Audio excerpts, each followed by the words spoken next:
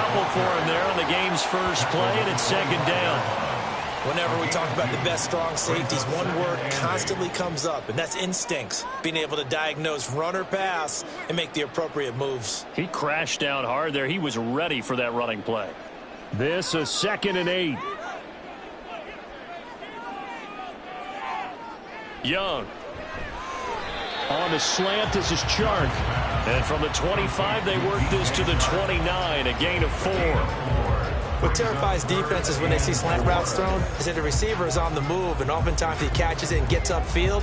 Does a really nice job rallying to him and stopping him for a minimal gain. And they'll look to avoid an early 3 and out here on 3rd and 4. Looking to throw, Young. That is caught, and he's out of bounds, able to take this one up to the 35. Able to get what they need to keep the drive going with a 6-yard pickup on 3rd down.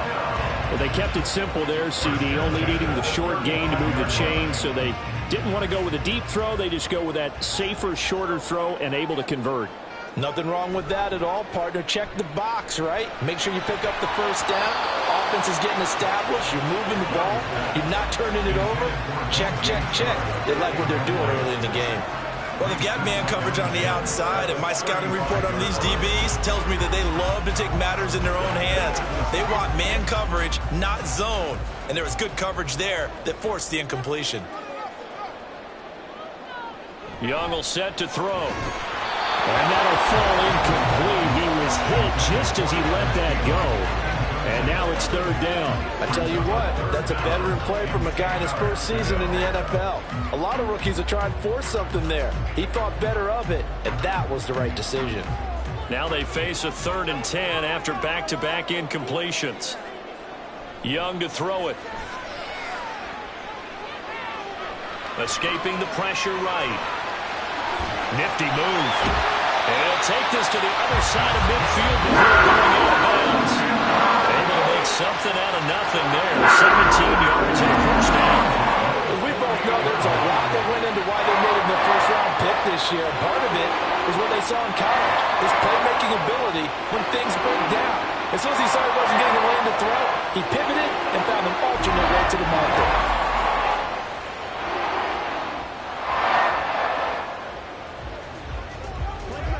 So in Saints territory now. Here's 1st and 10 at the 48-yard line.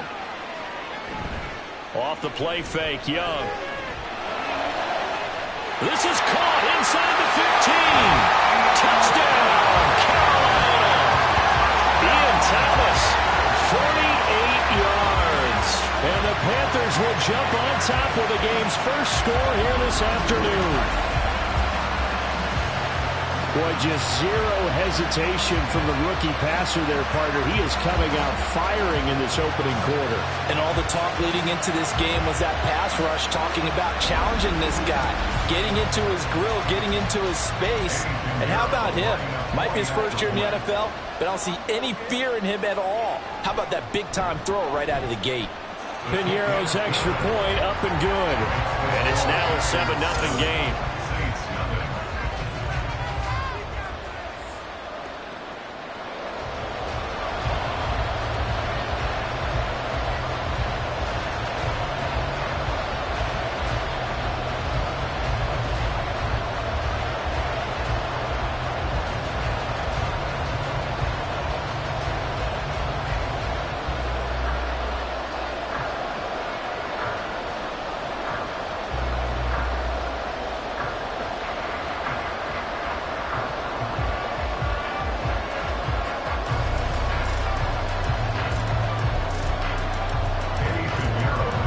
After the touchdown, here's Piñeiro to kick it off.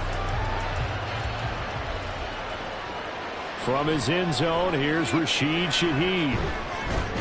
And he's up past the 20 to the 22-yard line. And here come the Saints for their opening drive. They'll be led out by one of the most productive QBs in the last decade.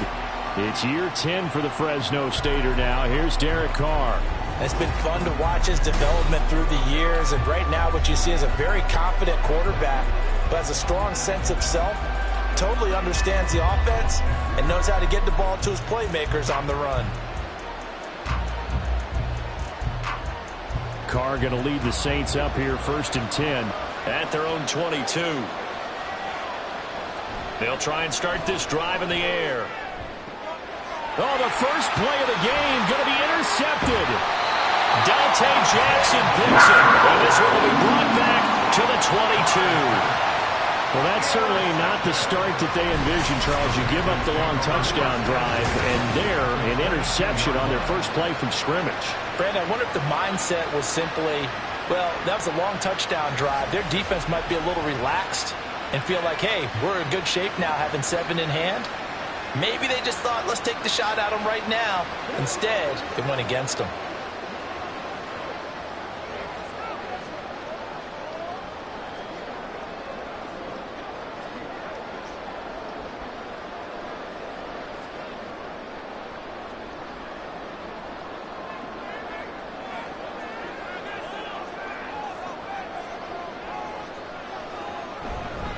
On 1st and 10, it's Sanders. And he can only manage to get a couple. 2nd and 8 coming up. But not much on that run, Charles. No, that's exactly the way to execute a run blitz there. They guessed correctly that they would move the ball on the ground, honed in on it, and stopped them. Mark that down for a win in the defense's column. From the 20, here's the 2nd and 8. Young working out of the gun. Over the middle, hauled in by Sharp. So he'll be stopped here for no gain. And 3rd and 8 now.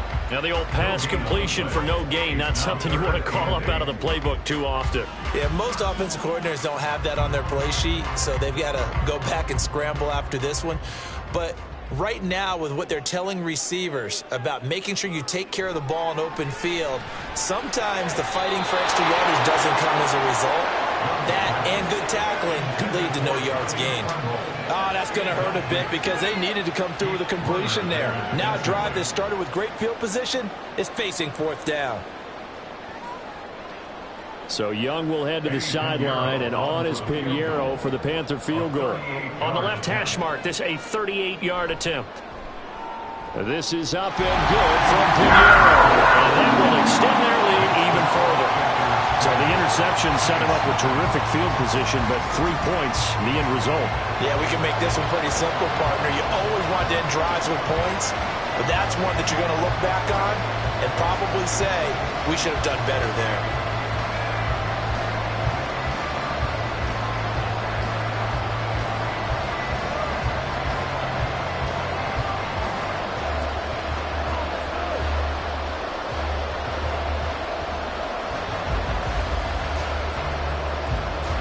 So after the made field goal, 10-0 here early as the kick's away.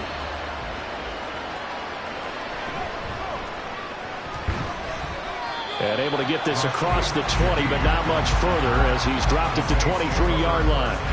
New Orleans Saints, they get ready to set up shop for their 2nd drive. They find themselves down 10-0 early after the interception on their opening drive led to a field goal. So now they've got to pick up the mantle a little bit. You mentioned the team's down 10. They've helped contribute to that. How are they going to get their team back into this ball game? Run the offense that you think is going to be effective and execute it at a high level.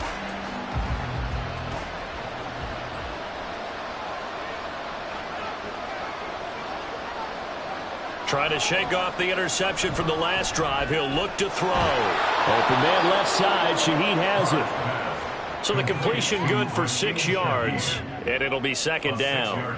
Timing is so important on a route like this because he's going to line up out right and then cut straight across the field. I think the ball might have come out a count or two too late because by the time he was able to secure it, not much of a chance to turn it upfield. A first carry now. This is Alvin Kamara. And this will wind up a Saints 1st down as he's got this up to about the 34-yard line.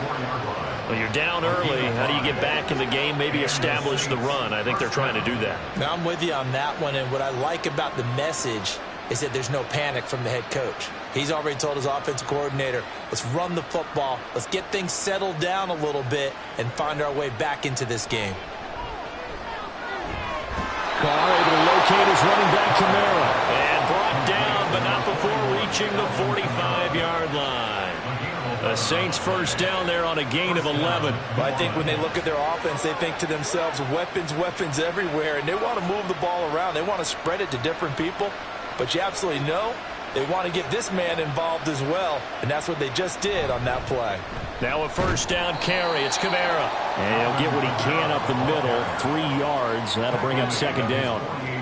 Well, that's just a pile of bodies there, and that's when you kind of find out who's a tough guy, right? Who can stand up and make a play. It was only a 3-yard run, but for both sides, they had to walk away from that feeling like, okay, I can stand up when the going gets tough in here. Second down, and it's Kamara again. And he'll get across midfield and into Carolina territory. It'll go as a gain of 7 on the play, and it sets up a 3rd and inches situation. This drive is turning into an extended one, and the guy carrying the ball, he's becoming more like a body blows guy. Every carry is putting some damage on the defense. So after a while, I'm not too sure how many guys are going to want to run up and tackle him. And Shaheed going to go in motion. Here's Kamara trying to run for it. And he's got the first down yardage before he's brought down at the 42. The gain of 4 that time as the drive continues. Well, partner, what do you think? Might have been 4 down territory if they didn't pick it up, but... Yeah, it's a moot point now. I was curious, so if they didn't get it there, would they have gone for it? I guess we'll never know. Yeah, we didn't have to make that call, but I have a feeling both of us would have said, go for it. Throwing on first down, but this one winds up to be incomplete. This could be the start of a nice stand from this defense now for getting walked backwards on this drive. Come through with another one here, and you have them staring at a 3rd and long, and that puts the defense in a position to dictate to the offense. Now Carr, after the incomplete pass, brings them up 2nd and 10. Looking to throw. They'll set up the screen now to Kamara.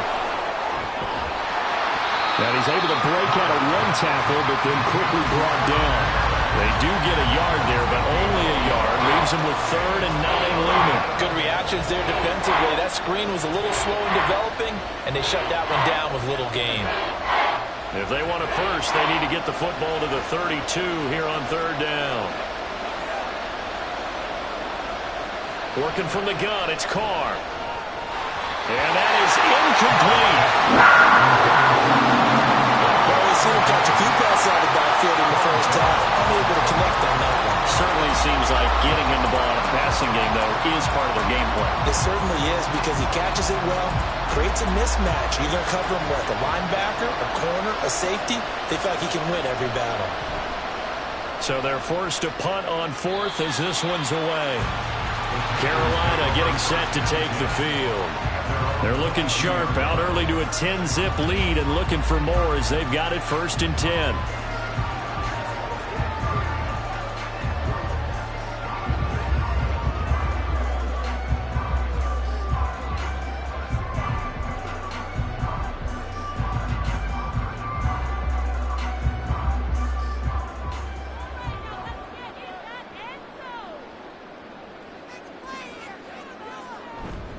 And they'll start on the ground with Hubbard.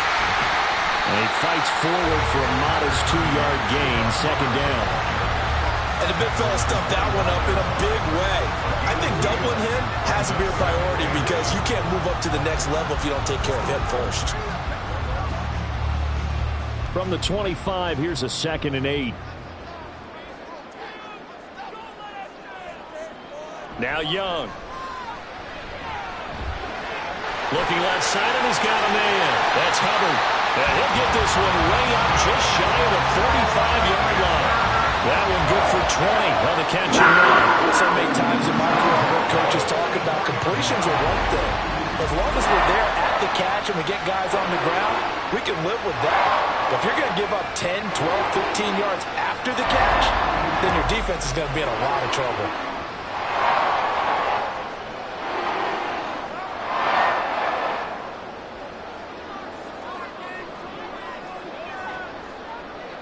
First and 10, Young. And his throw is incomplete. I love those corners who can not only cover, but don't mind getting a little physical as well. How about the coverage on that play, knocking that pass away?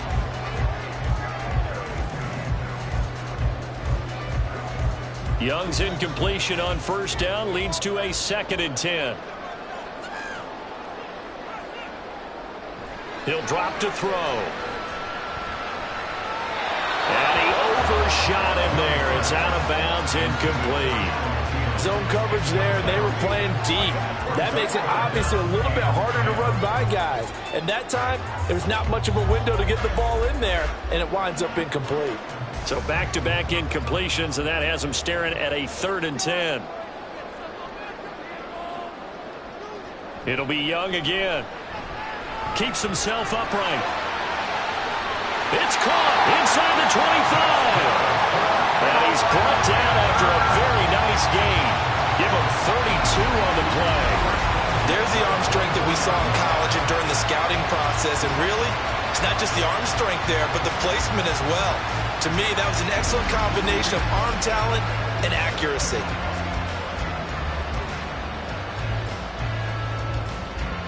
So the big play gets him all the way down to the outskirts of the red zone here for 1st and 10. A play fake. Now Young. And he takes a shot on the release as this will be incomplete. Yeah, their back's up against the wall a little bit, and they come through by forcing an incompletion. Now they've got to continue to ratchet up the intensity a couple of more times and get off the field before giving up any more yardage. 2nd and 10. Throwing, Young. This is caught, and he'll be out of bounds. 23 yards on the play. Well, that certainly has to feel good. It's not all the time that the play caller should get all the credit. Sometimes I think in the huddle, the quarterback just says, hey, who's going to make a play for me? I just need something right here. And the end result there, nice first down. Drive keeps moving. Young. Pass incomplete, but the flag in the backfield, and this might be a roughing call. Personal foul, roughing the passer, defense. So a roughing the passer penalty there, CD. And we know that these pass rushers love to get after rookie quarterbacks, but they've still got to do it within the scope of the rules. And that time, the hit came just a little bit too late. And an official won't even think twice about pulling his flag on that one. Sanders, he is going nowhere in a hurry as he is going to lose yardage here in a big way.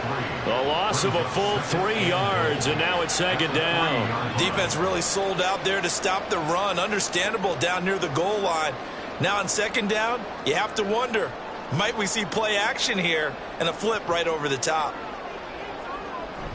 Hubbard will get down close to the goal line, but not in, as he'll be marked down at the 1. And give him 2 yards officially, and now it'll be 3rd and goal. 2 straight shots on the ground. Now on 3rd, do you go to the air? I think the possibility exists, and if you're doing it, you're probably going play action since you ran it twice. But I often think that 2nd down is a time you go play action and throw the ball.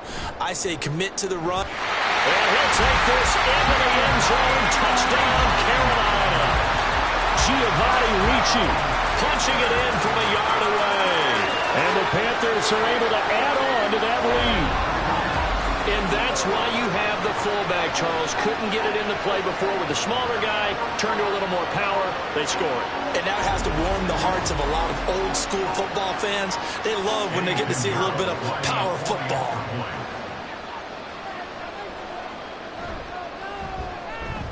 Piñeiro's extra point up and good. And that makes our score 17-0.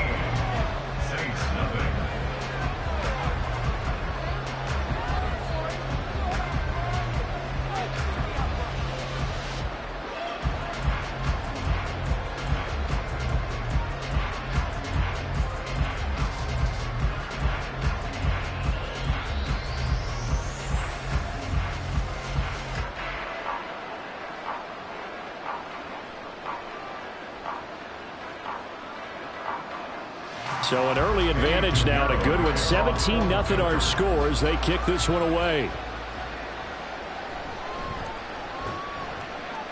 And no chance to get away as they'll get him down at about the 17-yard line. The New Orleans offense set to take over. They find themselves in a good-sized hole here, and a good-sized hole early on in this game as they come up on 1st down.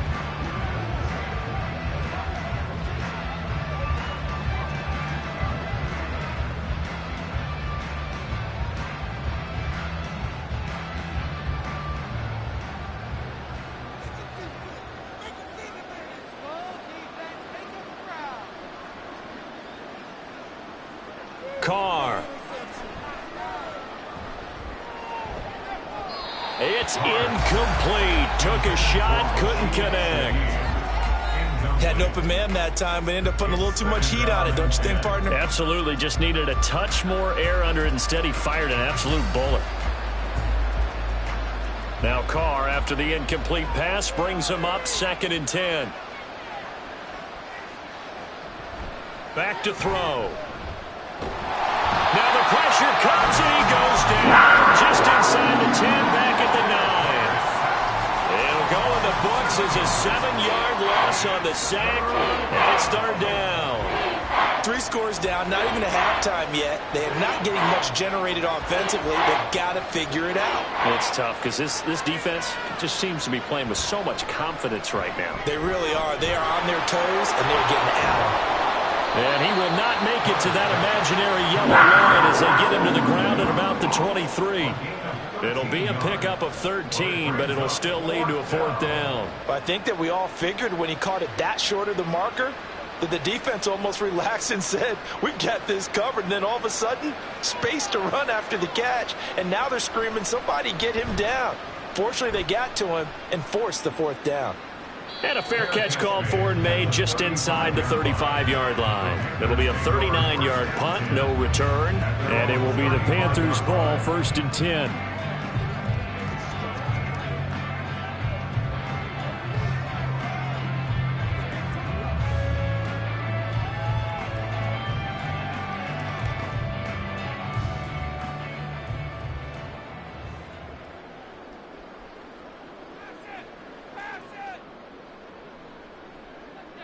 Young now. And the Saints pressure gets him. Brought down for a sack. That's the former Buckeye Pete Werner getting the sack. I think this defense, Charles, realizing the deficit they're facing, they're going to have to step up and make more plays like we just saw there. Yeah, and those are the type of plays that can focus a defense because, as we know, they've had their trouble so far in this one. But they just proved to themselves that they can get to him, and I expect them to continue to bring that type of pressure in order to try and turn around their fortunes.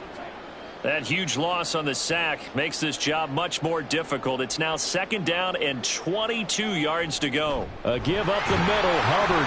And he'll take this one up close to the 25-yard line. They get 2 yards back, but they're going to need a lot more than that here on 3rd down. Defensively, we always know that he is tough in run support, and I think the way that he gets there is he understands what an offense is going to do before the ball's even snapped. A great job of scouting prior to the game, then reading, reacting, and taking the right path to the ball carrier. Now on 3rd and long, they'll look to throw. Work in the middle of the field, and he's got a man complete. And they work this well upfield across the 45. A real letdown defensively. That was 3rd and a bundle, but they allow the conversion. And that's well executed there on 3rd down, and I love the confidence that they had to let their tight end try and find some space in the middle of the field, right in their quarterback's line of vision. And QBs love to make that easy throw, and they hooked up there for a 1st down. And he'll lose yardage on the play back at the 45-yard line. He'll lose a yard there, and it's 2nd and 11. The running lanes have definitely not been there for him here in the 1st half, and I don't think it's all been his fault. His offensive line hasn't given him much space. A loss results there. So after the loss of a yard, they'll look to push forward here on 2nd down and 11. Here's Young. Got his man. It's Jonathan Mingo. And he'll go down the level before getting this inside the 30. That one covers 29 yards. 1st down. Kind of a dangerous throw there. He's off balance when he gets rid of it. But this is all about a quarterback knowing what he can get away with. And that time, it turns into a completion and a healthy gain as well. So in Saints territory now. Here's 1st and 10 at the 26-yard line. Young. Checks this down to Hubbard. And he's out of bounds. Almost gets to the 10. That's over 40 yards of movement with those last 2 plays.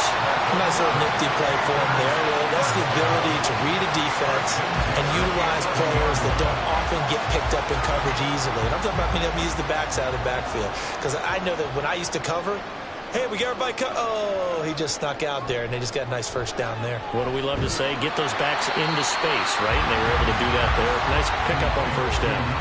Give him a gain of 5 on the completion, and that'll bring up second down. He decided to run a hitch route. It really helped to have a guy who can turn it loose. And, boy, he rifled one in there on that one. Not much run after catch, but it worked really well. Now 2nd and 5. Snap will come from the 6. Straight ahead with Hubbard. They got 5 through the air last play, now 5 on the ground. 1st and 10. Well, they've certainly been successful throwing it around in this game. That's allowed them to move the ball on offense. But I got to tell you, to watch them run the football and successfully, I'm not taking sides. But to see the ball in a running back's hands, oh, that's football for me. They'll run here with Hubbard. And a nice move will yield nothing as he's stopped behind the line. Yikes, a 4-yard loss really sets him back now for second down. That's a really alert defense there because they saw the heavy look come in from the offense, countered it with extra linebackers who brought a little bit of speed and heft, and able to really make a big-time play for their defense. It's Young off play action. Flushed out right, and the stop will come inside the 5 at the 4. All that gets him is just a yard, and now it's 3rd down. That's an early scramble that can be viewed positively by either side. From the offensive point of view, it begins to establish him as a possibility to keep it on certain plays. And defensively, they avoided giving up a huge play in one of their first tests in containing a quarterback on the run. Meanwhile, on 3rd down, they take a shot at the end zone, but it's incomplete. So it's been a long drive. They've held the ball for quite a while. Now what do you do here? Well, to me, at this stage after this drive, this close to the goal line, 3 points would be a letdown. I'm going for it here. For the Panthers field goal, a 21-yard attempt. The kick by Pinheiro is good, and that'll do it for the first quarter of play. We are in for a good one as we're through one on EA Sports. Second quarter now from Charlotte, and it's the Panthers with the football as they've got it as we resume action.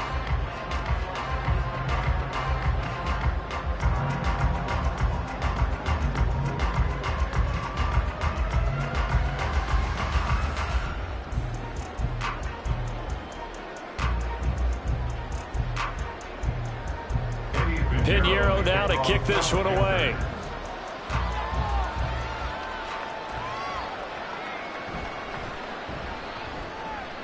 And he had no room to run as he's tackled down inside the 20. The Saints coming out now to take the field. And we don't want to call this desperation time, especially in the second quarter, but you're down. You don't want to. No, but hold on, let me finish. Okay, my bad. You're down 3 scores already. You've done nothing offensively, nothing on the scoreboard. That's not a good combination.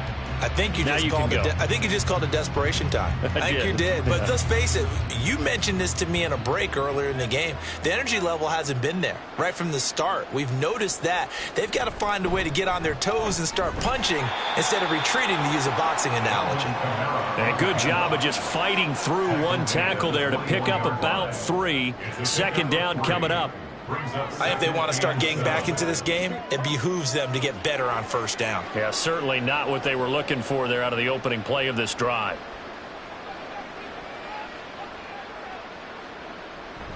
They fake the handoff. Now Carr.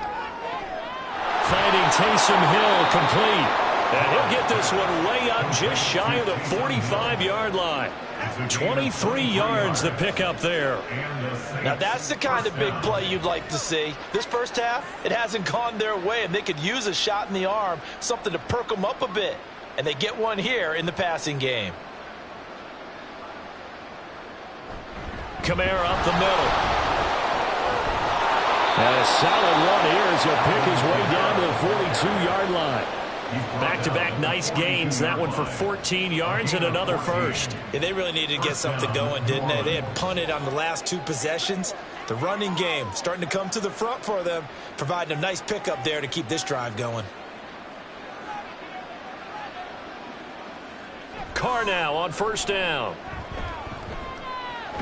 They'll get this out to Kamara. So the completion good for just 3.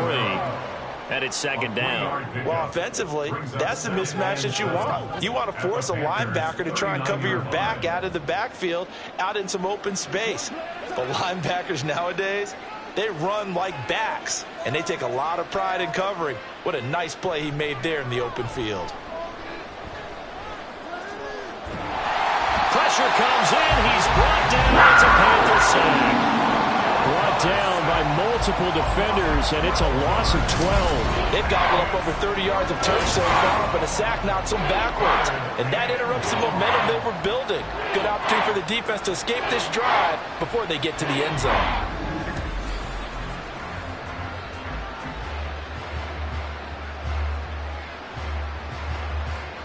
The Saints on third down, just 1 for 3 thus far. This will be 3rd and 19. From the gun, it's Carr. And that's going to be too high. Out of bounds and incomplete. Well, this first half has not gone according to plan so far, offensively or even defensively for that matter. They could use a big-time spark somewhere, but it's not going to come on this drive as they have to punt this one away. Here's Lou Headley on now to punt the football. They bring the pressure at a very short kick.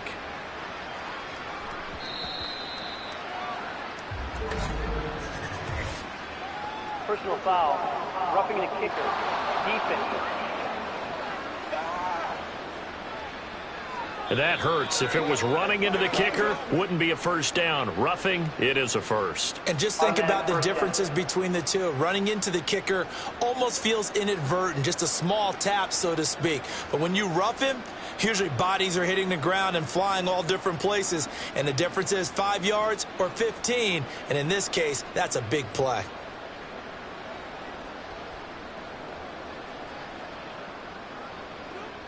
A lack of discipline defensively on 4th down, and now that leads to a 1st and 10. They'll pound it up the middle with Kamara. And some strong running there as he's down just shy of the 20 on the edge of the red zone. 50 yards now on the ground on just 7 carries. I think they like this drive a little bit better there, partner. Running game helping out, picking up some of the slack. Because remember the last drive, they went 3 and out. This offense finding its legs now. Here's another 1st and 10. To throw his Carr. There's a short one to the tight end, Johnson. And he's out of bounds. Almost gets to the 10. 11 more yards that go around. A 1st down as well. Well, these guys have definitely been outplayed in the first half, but I like their countenance. I like the way that they haven't panicked out there, the way they're carrying themselves. They're starting to move the ball, and what you have to do, maintain your poise and start to put together some drives. On 1st down, Carr. Over the middle and complete to Shaheed. Touchdown! An 11-yard touchdown. And the Saints are able to make some inroads here to that deficit. Down 3 scores already. This game was really in danger of getting away from them. They needed a drive like that, especially on the road. Not only to calm themselves, but maybe tamp down the crowd a little bit because everything was against them. As you noted, this game could have gotten away from them very easily, but instead, the calming drive, now they have a little bit more confidence. Okay, we're back in it. All right, we're ready to go. That was impressive. And the defense now needs to reciprocate. Groupie able to add the PAT. And that cuts this lead down to 13.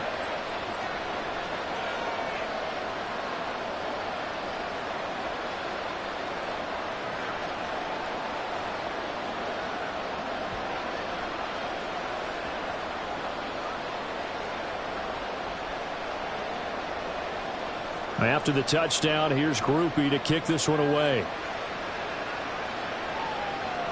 And Raheem Blackshear now to return it. And a good return as he'll be stopped just shy of the 30-yard line. Here's the Carolina offense as they get ready to take over here. And last time they got 3 points, but it was a chip shot field goal. And when you go to the sideline after a chip shot field goal, maybe the offense not too happy. It's a balancing act, isn't it? Because you're exactly right. They're none too pleased that they didn't punch it in for 6 points. But they also have to remember they did put points on the board. 3 points is 3 points. And in this league, you take points when you can get them. Not easily done. And they'll run on first down with Hubbard. And he'll have a gain of 3 to the 33. They'd love to just strike back with a touchdown right here. And if it's a long play, so be it. But the main goal, get a couple of first downs, run some plays, run some clock, allow their defense to get a chance to catch their breath, settle down, and relax a little bit after they just gave up a score. Second down, another chance for Hubbard. And he'll push ahead for about 3 to the 36. The passing game's been working quite well so far, but the running game's been a little bit of a struggle, and that's a surprise to me. Typically, when you can throw it, you've opened up lanes for your runners. And for the Saints here on third down, an extra defensive back on the field. Young off the play fake. Pass taken in by his big tight end. And he is going to have the Panthers first down, I do believe. Yes, he's got it by about a yard there on 3rd and 3. And the tight end is certainly a position built to move the chains because they can control space underneath. If they've got good hands, then, of course, they're a dynamic target. But one other thing is they're right in the sight lines of a quarterback on just about every play. And that makes it easier for the quarterback to pick him out and deliver. That throw by Young incomplete. Personally, I think they've got to go somewhere else with the football. They've got to bracket it out there in double coverage. Makes it hard to fit it in time after time. It would have had to have been an absolutely perfect pass and not good enough.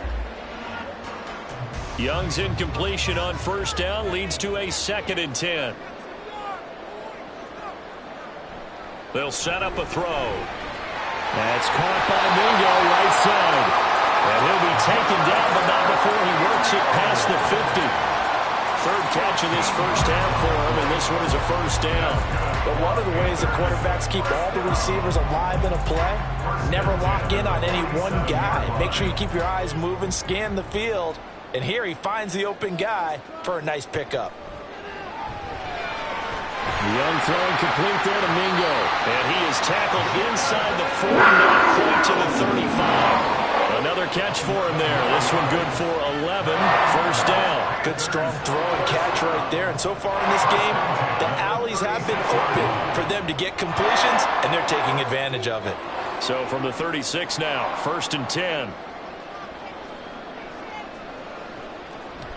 Up the middle they go with Sanders.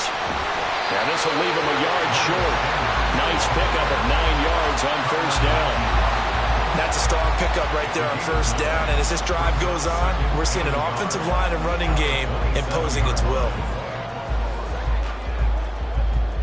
Ball on the 27. Here's 2nd down and 1. From the shotgun, it's Young. Throw left side, pulled in by Mingo. Well, that good for 6 as they keep this drive right on rolling.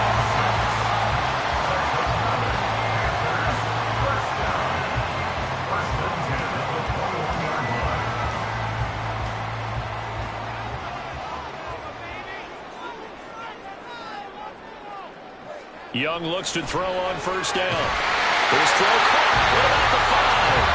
And able to get him down, but he does reach the 5. Mark that as a gain of 16 to set him up 1st and goal. That was good protection there. No, that was great protection there because it allowed him to lock in on his receiver. Although I think he was looking for his tight end on the corner route all the way. Nice connection there for a really nice gain.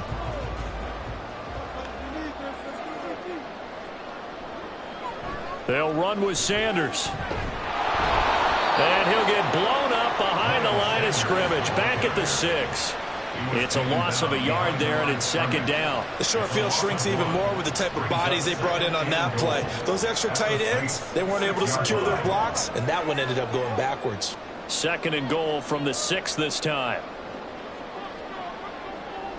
Now Young. And he's got it. Touchdown, Panthers. Adam Thielen from 6 yards away as his guys have opened up a very comfortable lead.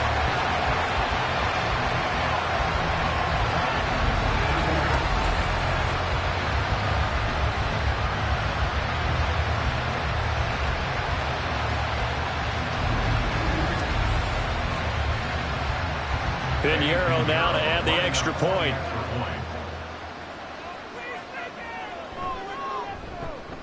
And that one pushes the lead up to an even 20. So that one a long 11-play drive. And it ends with a touchdown pass to Adam Thielen.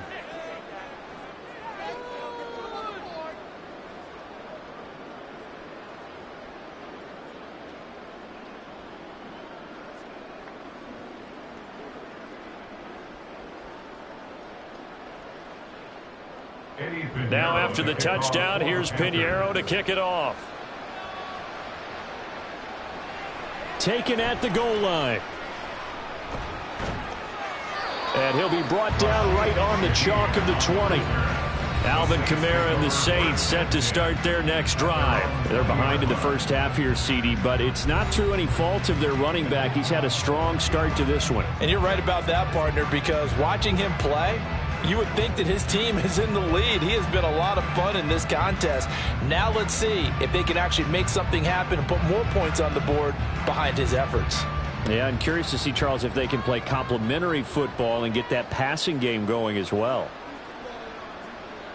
Carr now on first down. Incomplete. That certainly appeared to be a play call where they were just trying to make second down, second and short. I think they thought the coverage was off a little bit more than it was. Nice job there pressing up on it and forcing the incompletion. After the incompletion, here's 2nd and 10 from the 20. Shotgun now for Carr. And his throw's going to be incomplete. Well, they approached this drive with a lot of confidence after the last one ended up as a touchdown. But incompletions on their first 2 throws has them huddling up and trying to figure out a big play here on 3rd down to get their momentum going again. The Saints on 3rd down. They've only converted once in 4 tries. This is 3rd and 10. Now yet another incompletion here as they fail to connect on 3rd. Well, how about the coverage we just saw break out on 3rd down? Dime defense, blanketed the field with extra defensive backs and speed, unable to find an open hole to complete that pass. Here's Lou Hedley now. He's been a busy man here in this first half as he gets it away. Yeah, call it 38 yards on the punt, no return. And the Panthers will take over now, 1st and 10. The possession of the football goes over to Carolina. A long drive last time out for this offense, Charles. If you remember, they started basically in the shadows of their own end zone, marched it down the field, and a lot of that was through the passing game. And, partner, as a former defensive back, I'm having almost a physical reaction watching what's happening right now. But let's give credit where it's due because they've done an excellent job moving the ball through the air. Secondary getting picked apart pass by pass. Obviously, they need to make some adjustments there on the back end. And because offensively, we know that they're not going to be shy about throwing that football. And Young's throw there incomplete. Right up to that point, I was about to say he's had a pretty good half catching the football, but let's just be honest about it. He should have caught that one. And he knows that. That was one right in his breadbasket and one he normally catches. It's a 2nd down run with Sanders. And he will go out right near the 35-yard line. A big chunk on the ground there, 27 yards. They just look like they're having fun out there. Big lead. There's another big play on the big run. I mean, they can't be stopped. I'm a little bit older than you, as you well know, partner, and you tend to tell me that all the time. But it used to be a big-time song, and the lyric was, "Summertime and the living is easy." Right now, it's football time, and the running is easy for this crew.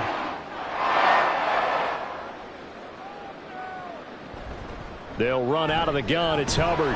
And he'll take this ahead for about 4. 2nd down coming up.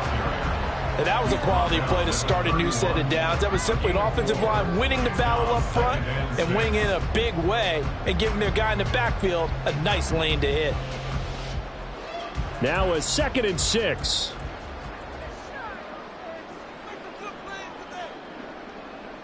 Young.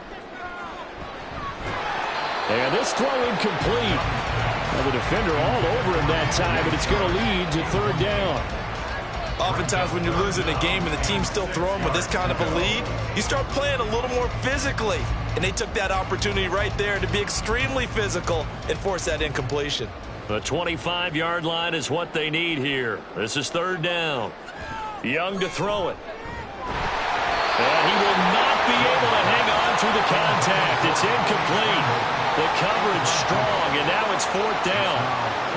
And I think they'd be well served to take that type of a physical approach against him the rest of the game. He's had his way so far, but on that last one, that worked quite well for the defense. A 48-yard attempt.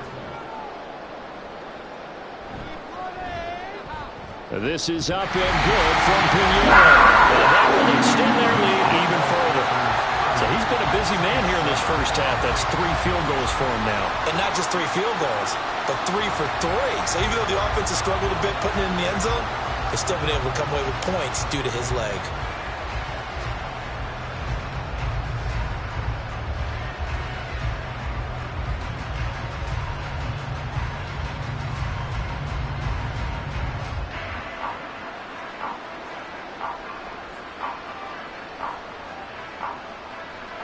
After the field goal, on to kick it away is Pinheiro.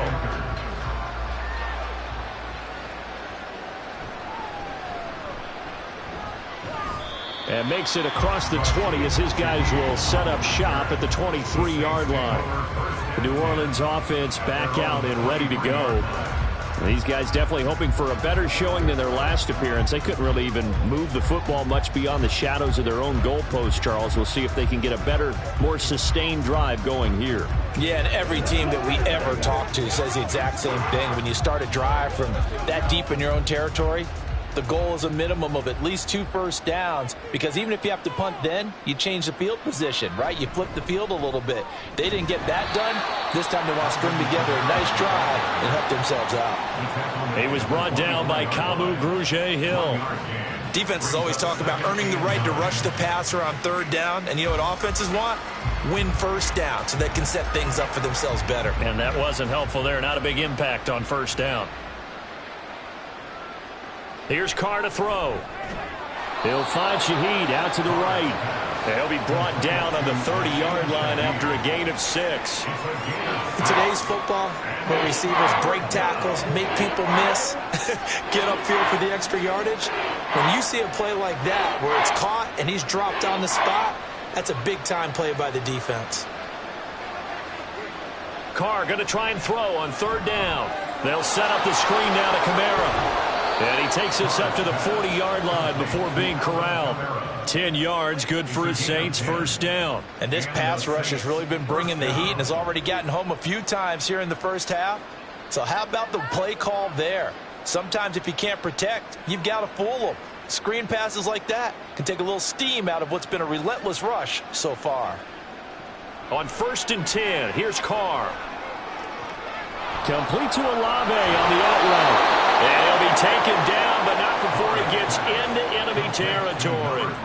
Another nice gain, 13 yards that time, and another first down. And I don't think there's any question that this offense is going to need to hit on a few more plays like this. It's been a difficult first half for them, to say the least. And I do believe if they want to get back in this game, they need to start right now. It's kind of like making adjustments. If you try and wait until the half, it's probably too late. They need to get going right here. And now a throw on first down there, but it's incomplete. Well, they've been back on their heels a little bit here on this drive, but a chance to exhale just a little bit there with incompletion on first down. Now they have to gear up, try and get 2 more stops, and escape this drive. Now Carr, after the incomplete pass, brings him up 2nd and 10. Again, he'll drop to throw. And it's caught. The tight end Hill. And they're going to have another first down as the tackle's made at the Panthers' 35. They pick up 12 on the play there, and they move the chains. He's certainly done a nice job spreading the field on this drive, and here he finds his big tight end for good yardage. And that's what you have to do. Keep defenses guessing about where you're going to go with the football. Throwing on first down is Carr. This one taken in by Olave. Call it a gain of 6 on the play, and it'll be 2nd down. 2nd and 4 at the 29-yard line.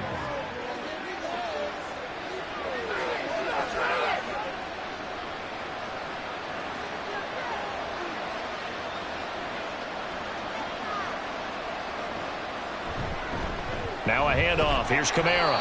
A minimal gain there on the 8th play of the drive. Well, they certainly had success throwing the ball on this drive, and not as much running it as we just saw once again on that last play. Stopped after a very short gain.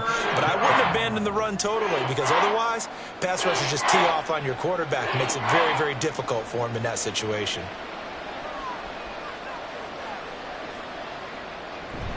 A 10th carry for Kamara. And he's going to get the first down here as he's taken down at the 22. They get 5 out of that one, and it moves the chains. But they're getting ready to go to work now in prime real estate after that last run. Found his spot and picked up nice yardage, didn't he? And now he's got him knocking on the door of the red zone.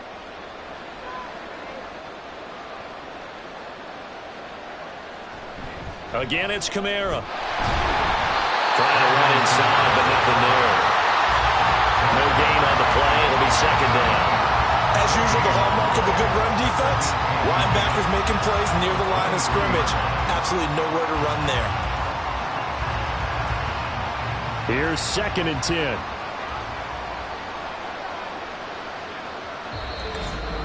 Two minutes remaining in this first half of football.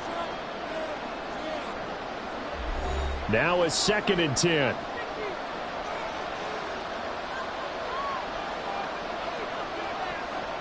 Carr now to throw. And too much juice. It'll be out of bounds, incomplete. What will look like a march to the end zone has hit a momentary roadblock with that incompletion. No need to panic. They just got to come up with a high percentage play call and see if they can get their offense back on track. They had the incomplete pass on 2nd down. Now they need a big play here. 3rd and 10. To throw, it's Carr.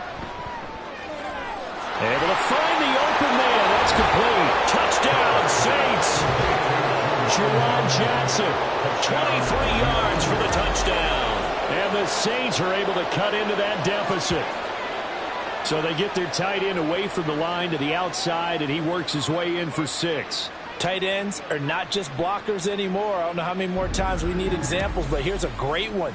Gets to the outside, they give him the ball pretty quickly, and they trust him to get those extra yards, and boy, did he come through, bulling his way into the end zone after the nice catch.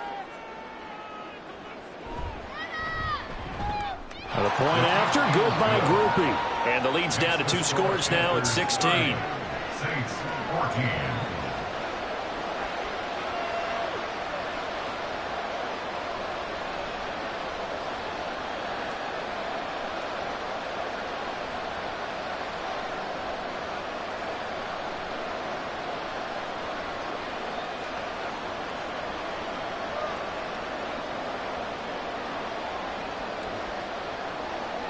After the touchdown, here's Groupie to kick this one away. From a couple yards deep, he'll bring it out of the end zone. And he returns this to the 22. The Carolina offense about ready to go. And they're not going to play this conservative, I don't think. They had the field goal last time, and they're up, but they're looking to put a drive in the end zone. Oh, I agree with you totally. No one goes out on the field and says, all right, let's just settle for 3, except in certain situations, trying to ice a game, that sort of deal. Most of the time, it's end zone, and that's what you're thinking, and I believe that's exactly what they're thinking as they begin this one. Yeah, no quarterback ever goes out there saying, hey, let's get 3, right? Not one that I've ever met. A first down throw for Young. That's over the middle and caught by Mingo. And up to the 35 before they're able to knock him down. Give him 13 yards on the opening play. And also give him the first down. Any questions of how they'd approach this drive?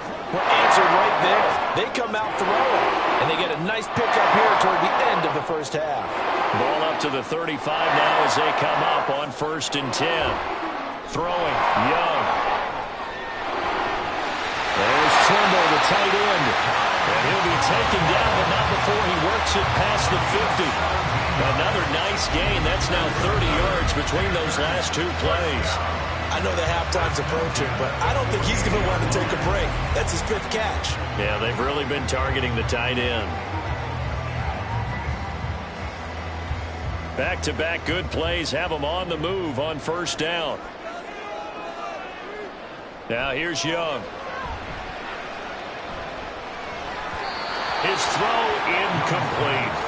And not a common sight, at least on this drive. A momentary setback, though, for this passing game that has been moving well this series. Good thing for them, though. Still 2 more downs to connect and try and pick up another first down. Young's incompletion on first down leads to a 2nd and 10. Back to throw again. Oh, he dropped it. They were looking for him in the middle third. He couldn't catch it. Now 3rd down. Maybe just a lack of concentration there as he couldn't haul it in. And when you're going across the middle like that, you know, he's running that drag route, you are conscious of all the bodies and the traffic in there. But let's face it, if you're going there, you might as well come down with the football and absorb whatever else happens after that. And he's going to be marked down just inside the 45. Now the Panthers going to use the first of their timeouts as the clock will stop with 37 seconds to play in this first half.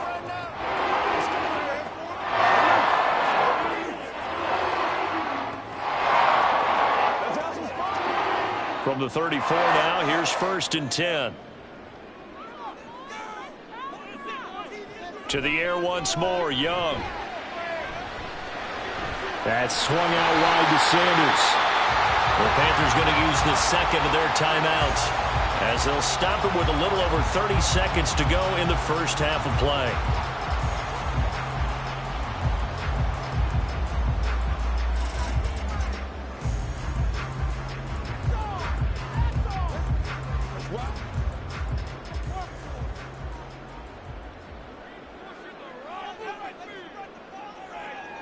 On 1st and 10, Young.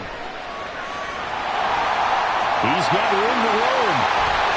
And did he get in? No. Down at the 1-yard line.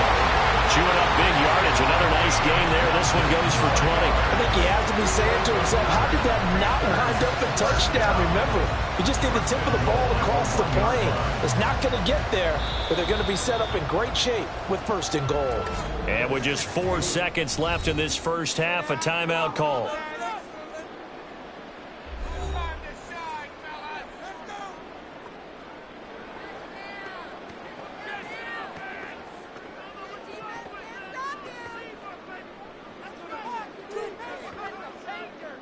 So with 4 seconds to go in the half, here's the field goal unit onto the field. From the right hash at a bit of a tight angle. The kick by Pinheiro is good. So 3 points on the board, as easy a field goal as you're going to get, but I can see you shaking your head. I love that peripheral vision of yours, partner, because to me, if it's the 4th quarter and you're up 6, I get it. But now, even if you run and don't get in, you're still setting them up to go a long field, 98, 99-yard drive. How do you look at your defense and not give them that opportunity?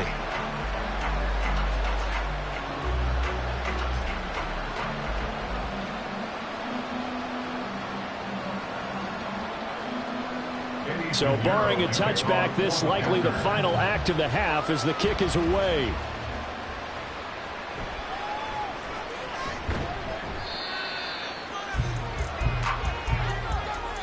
So we reach halftime in what's been a fairly one-sided game so far. As we'll get you down the coast to Orlando for Jonathan Coachman at our EA Sports Halftime Report. Coach!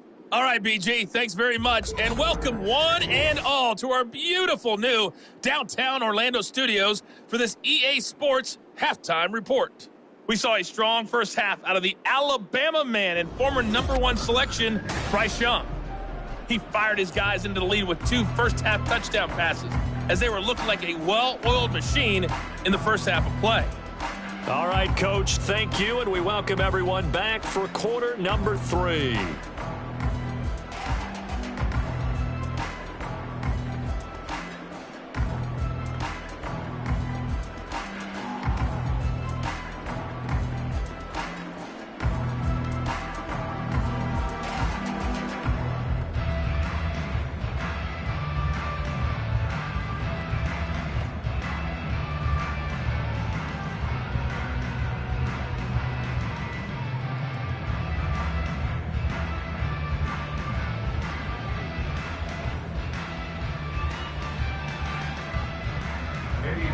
The Saints going to go on offense first, and they trail here as we begin quarter number 3.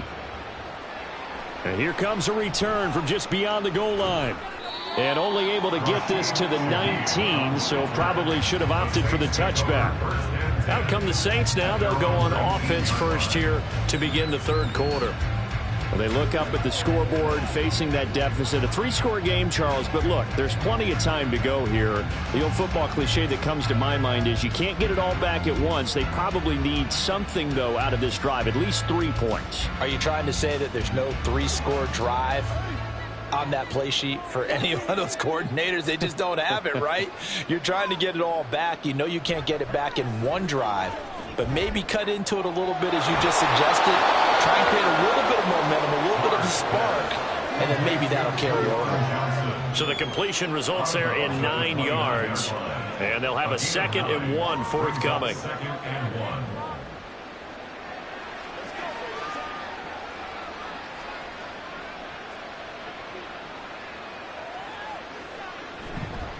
A give. This is Kamara.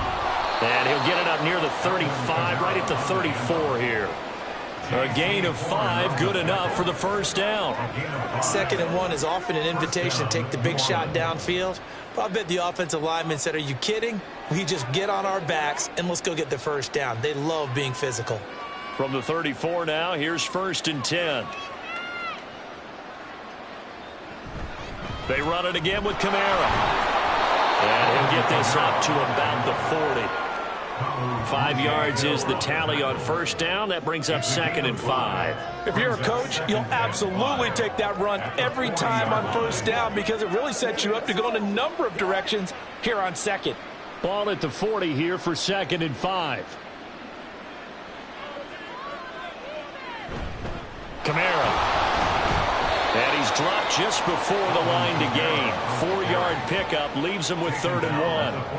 On any running play that's called, they're always hoping that it's going to break big and go the distance. But when you get a nice gain like that, you're able to do so many things anyway. You can come back and run essentially the same play again, continue to move the ball on the ground, or you can decide to throw the ball now because usually you have the defense back on its heels. Carr to throw on 3rd and 1. Pass taken in by his big tight end. And he is going to have a Saints first down as they're able to convert by plenty there on 3rd and 1. That was a route run not just with dexterity, but with intelligence. Found the hole in the zone, made sure the quarterback saw him, and was able to make the sure catch and flip the down marker back to 1. Play action. Now it's Carr.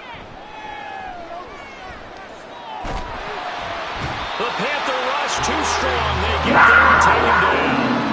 The pressure from multiple guys there as they bury him for a big 9-yard loss. An assortment of sacks in this game. This one the product of a good jump and terrific effort.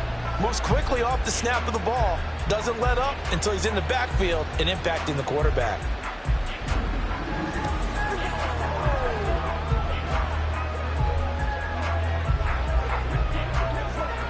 After the sack, it's 2nd and 19, and the road gets a bit tougher from here. From the gun, it's a run for Kamara. And some room to maneuver. And he's going to get this all the way down inside the 35. 95 yards for him on the ground now as he has been terrific here this afternoon. Good, strong, explosive run that started inside, which means you've got to control those defensive linemen, the defensive tackles, the nose guards. Those guys have to be controlled. How about the offensive line, the job they just did? Yeah, key that A-gap usually on those runs, right? That's where it all starts because everyone wants to kind of control that area. It disrupts things from the defensive side and the offensive side. As we just saw, it opens up possibilities. Well, as a wideout, when you take that handoff and you're coming around the edge, you're expecting to see nothing but empty space in front of you. But if not... Well, things can go south in a hurry, and that's exactly what we saw on that play with a loss. Now Carr throwing on 2nd down. Nowhere to go here. He lost the football. Oh, one of the linemen on the other side has got it. We talk a lot about setting the tone to start the game. Well, you want to start the tone right in the 3rd quarter as well, and nearly lost a football there in their first drive. And sometimes we overdo it when we talk about halftime adjustments and what teams are going to do. Most of the time, it's just a matter of executing the game plan you brought in. But I'll guarantee you, they didn't draw that play up on the whiteboard at halftime. They're fortunate to retain possession. So danger averted for the moment, but now here's a 3rd and long. Now Carr. The pass caught by Olave. And he'll get it down to the 47 here. So give him 5 yards there on the pitch and catch. And that's going to bring up a 4th down. So much about this game is just understanding situations and then having to execute, isn't it? Guard the first down sticks. Don't let them get there. And they rallied and made the tackle.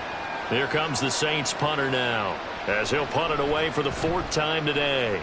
And now a low liner. I think he mishit it. And no return possible here as they angle this one out of bounds. The Panthers offense now, they head back on the field for their first possession of the second half.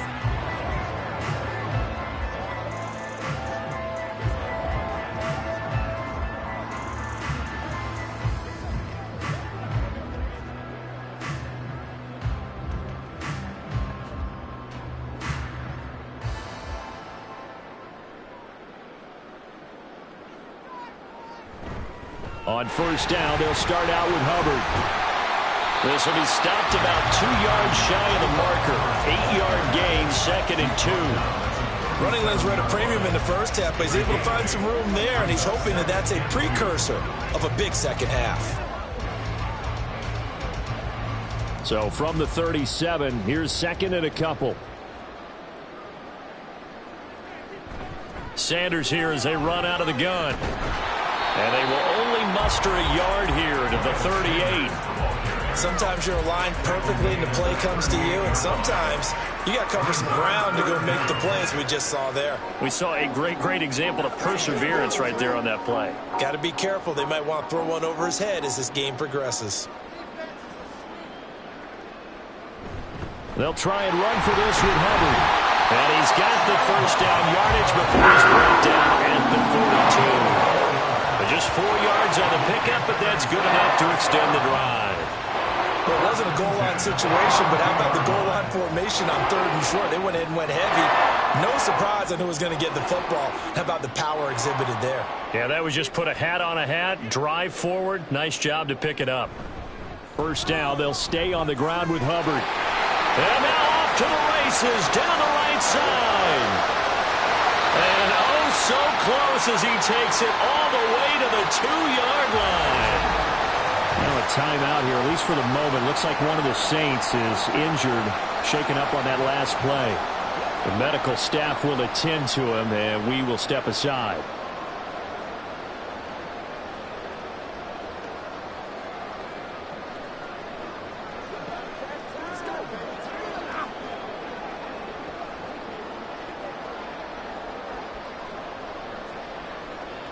After the big play, a chance to finish now on 1st and goal. Hubbard is going backwards as he'll be tackled back at the 4-yard line. A loss of 2 there, 2nd down. And now defensively, you have to look at this like the game's on the line. It's just the 3rd quarter, but another touchdown given up here could really spell an end to their chances, so they need to toughen up and keep them out of the end zone. They'll let the fullback try and take him home. And he is in. Touchdown, Carolina. Giovanni Ricci, his 2nd touchdown of the afternoon, as his guys are able to push that lead out a bit further. So another touchdown there, and even though we're still just here in the 3rd quarter, kind of hard now to see them giving up this lead. And this is just an offense that's imposing its will right now. You name it, they're able to do it. If you're the play caller, whatever you want to select is there. You want to run it, you want to throw it. Pick a play, any play. They're rocking and rolling right now. Piñeiro's extra point up and good. And that will bump the lead up to 26.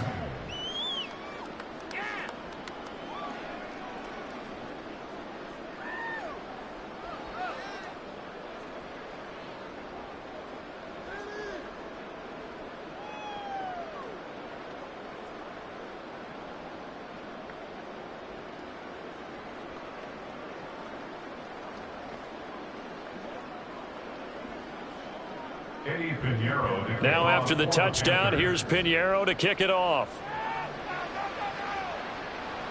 On the return, here's Rashid Shaheed.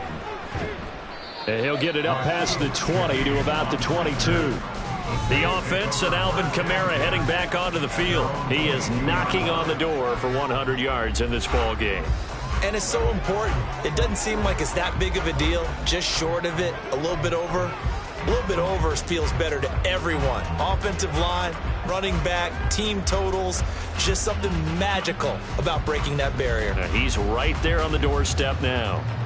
Carr going to lead the Saints up here 1st and 10 at their own 22. He'll start with a give to Kamara. And nothing much materializing there on the first down run. He'll get a couple, and that's it.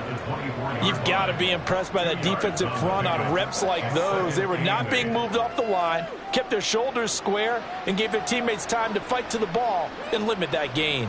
2nd down and 8.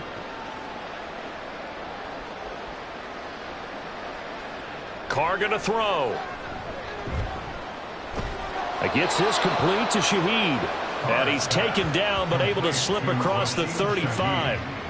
12 yards there, good for a Saints first down. Well, still in the 3rd quarter here. Now, you look at the scoreboard, that deficit probably a little too much to overcome, but completions like that may be something to build on for future weeks. Yeah, it's all about ending things on a strong note here, isn't it? Because my mindset is it's a new ball game from here to the end. Make sure it's a good one and close it out. It's a pickup of 4, and it'll bring up 2nd down. I feel like I could see what he was thinking on that carry. Wanted to follow that big tackle through the hole. Ended up only getting 4 yards on the carry. I think he had designs on that one being bigger.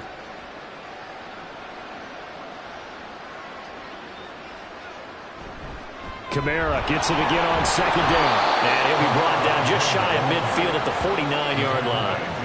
109 yards rushing now for Kamara, and it's a first down. And that's a nice pickup of a first down on that 2nd down run.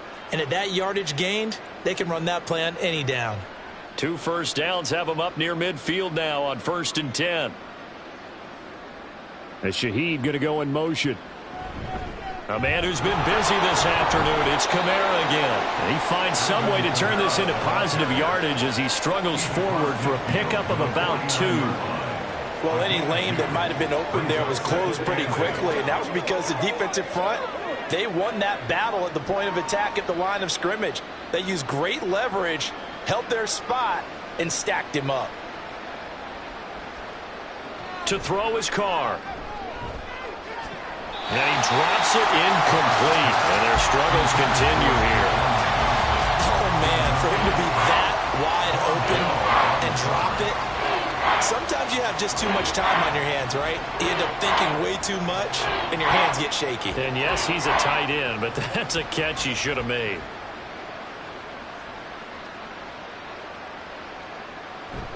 On play action, now Carr. And this is going to be incomplete. They're going to give out a little applause on that play. It has to go to the defense. More good work by them. They've taken away the passing lanes all game long, and you can see the frustration that it's causing because he just about threw that one into the first row. Here comes the Saints punter now as he's on for the 5th time here today. And this will depend on the spot as it sails out of bounds, and they'll say it sailed out at the 10-yard line. Now the Panthers offense, they get set to come back onto the field. And it's a unit last drive that did it all on the ground, Charles. And they controlled it from the interior, big on big, right? Offensive lineman versus defensive lineman. But you know, in order to keep the football moving downfield, other people have to get involved as well. Your wide receivers, your tight ends, lead runners, anything that you have possible to get in front and keep the ball moving. And now the defense may be looking out for a pass coming up. A bit of an opening there on the first down run as they get this forward for about 6 yards. Well, I think after that run, the defense get back in the huddle and looking at each other and maybe starting to question their confidence a bit. They gave up a significant run, 6 yards, and now you're saying to yourself, how do we stop them, and do I have enough confidence to make a play? 2nd down, another chance for Hubbard. And he's taken down, but not before he gets this across the 25-yard line. The Panthers have the first. It's a gain of 12. Yeah, another good run there. He's been such a big part of their success here this afternoon. And that last carry, It puts him over 100 yards now for the day.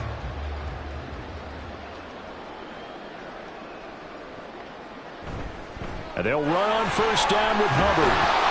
They're going to snuff this play out behind the line. We have not seen that much today. Tyrann Mathieu showing off a bit on that stop. Really nice tackle for loss. Well, that was one of the few times they've been able to contain him thus far. He's over 100 yards for the game, but he lost a bit off his total on that carry.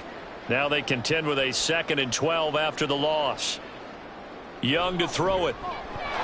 And his throw's going to be incomplete. He has just not had his focus in this game. It's not one drop. It's not two.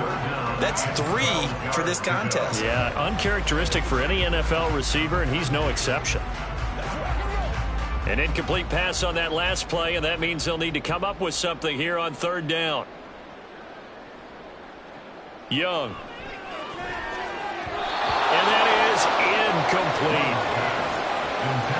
1 first down here, and that's all, folks. Good work by this defense to hold things in check and force a punting situation.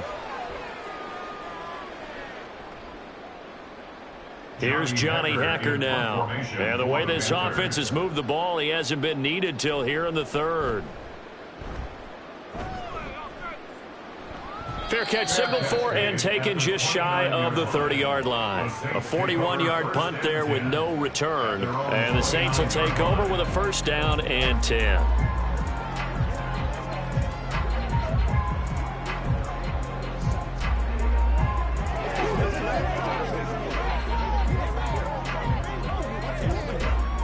Carr going to lead the Saints up here 1st and 10. Just shy of the 30.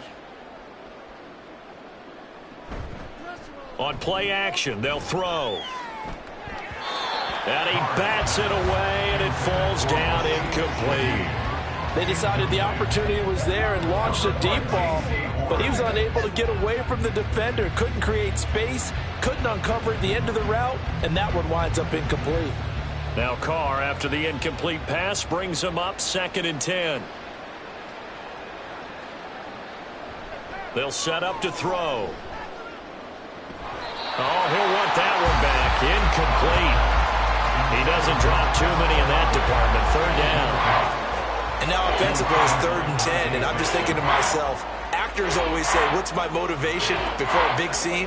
Right now the play caller's thinking, what have I done before that's worked well that I can go to right now? Yeah, because they were pretty successful in the first half scoring points. Haven't done anything so far here in the second half.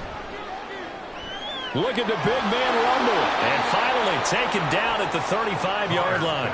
A 1st down and then some. 36 yards. Despite writing it down on my notes, I never give enough credit to the offensive line, and we have to here. The protection, that's what made this play a success. Quarterback had to wait for his crossing route to develop, and that takes a little bit of extra time. Excellent job by the big fellas up front. Now a nice play defensively on 1st down as this is knocked away and incomplete. Yes, sir. How about an attaboy there on 1st down? Got his hand in and knocked it away.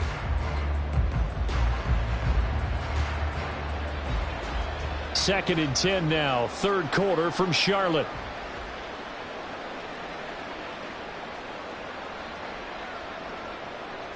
Here's Carr.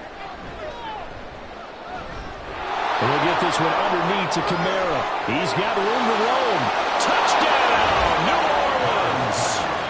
Alvin Kamara, 35 yards. And the Saints get a bit closer. Getting your back involved, what's the importance there in the passing game? Well, oftentimes you can create mismatches because who's going to cover him? And you get him into space, which is where he likes to operate with the ball in his hands. Oftentimes makes people miss, gets that run after the catch, and off he goes. And into the end zone. Here's Groupie for the PAT.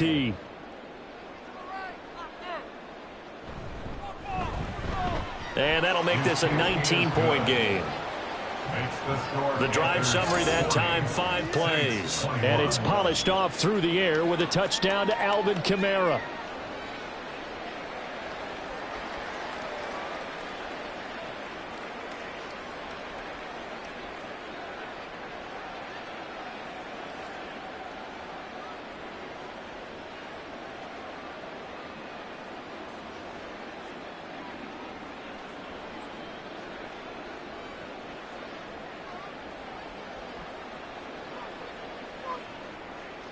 After the touchdown, here's Groupie to kick this one away. This fielded right at the goal line. And he's up past the 20 to the 22-yard line. The Panthers offense here, they get ready to head back on the field. Still operating with a comfortable lead despite the score a moment ago as they begin 1st and 10.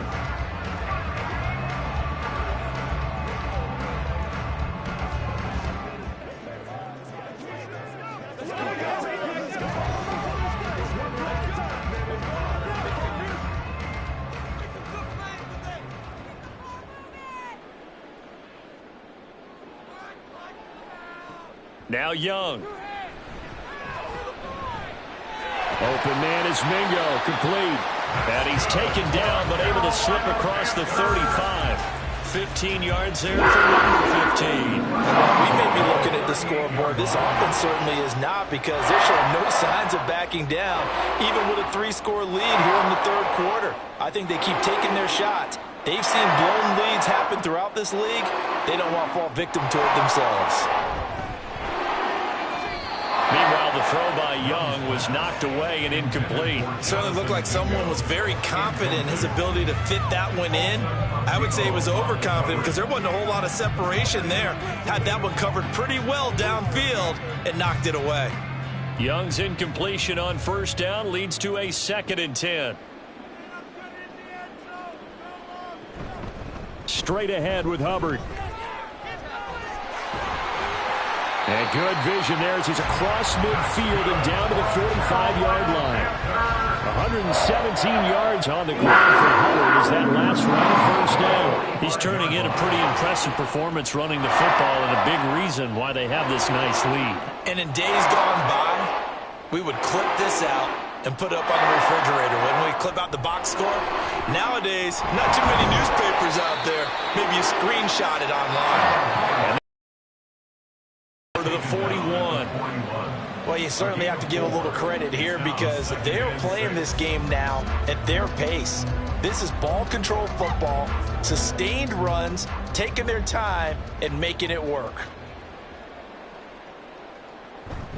On 2nd down, here's a run with Hubbard. And this winds up a pickup of 2, maybe 2.5 to about the 39. Let's give a lot of credit to the offensive line. They've been able to move the ball really well on the ground the entire game. And while that wasn't a huge one, that's okay. They'll take them in short, steady bursts.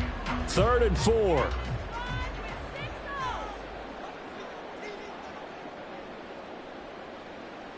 Young to throw it. The Sanders has got it complete. And he's going to be out of bounds down around the 35-yard line. It's a gain of 4 there and gives him a new set of downs. I'm not sure that was necessarily a safety valve or a check down throw on 3rd down. Sometimes just try and find the open guy and get him the ball. He did exactly that and found a way to pick up a 1st down. 1st and 10, Young. And oh, that nearly their first pick of the game, but it falls down to the ground incomplete. Well, a momentary speed bump there with that throw, partner. The defense had other ideas, and they're trying to mount a small stand before this drive reaches the end zone. Young's incompletion on 1st down leads to a 2nd and 10.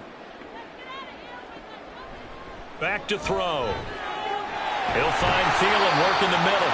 And this is going to be another 1st down as the tackle's made at the Saints 16. 19 yards that time for number 19. This offensive game plan has just been sensational. I mean, when you think about all the different ways they've gotten their receivers open so far, it's really been impressive.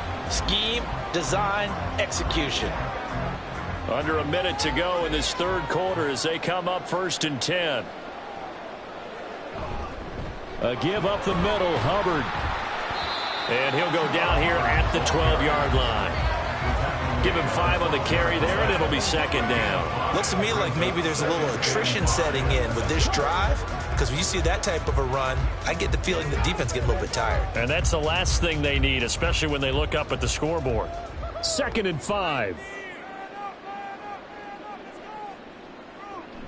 They run with Sanders off the option. And he's going to be brought down just shy of the 5 at the 6. The 6 yards on the pickup, and it leaves him with a 1st and goal.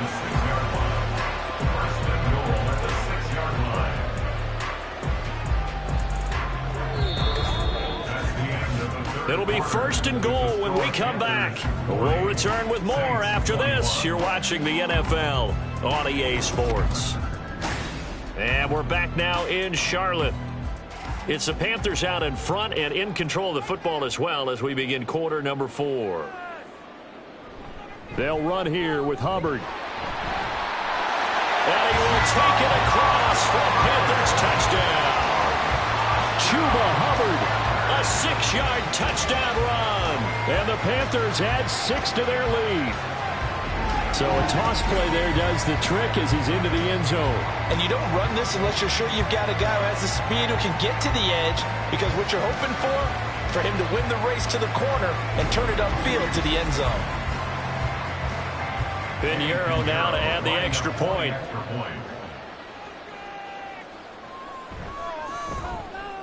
And he's been a busy man, 5 for 5 now as he knocks another one through to extend the lead. A pretty long drive that time, 11 plays all told. And it was Chuba Hubbard who finished it off with a touchdown run.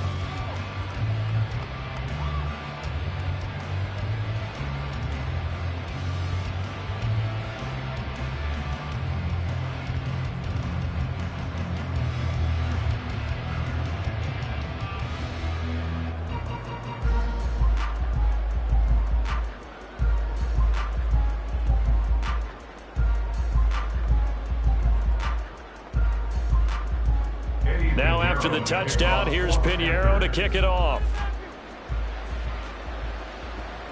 This taken in at the goal line.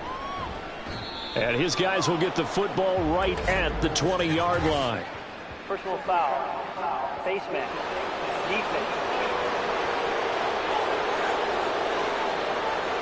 Well, things obviously not going their way. Trailing here in the 4th quarter, and that penalty going to go ahead and give the other side some extra yardage. We all know it's an intense game and things can get heated out there. That's part of the battle. But bottom line, you got to keep your cool. That was not an example of doing that.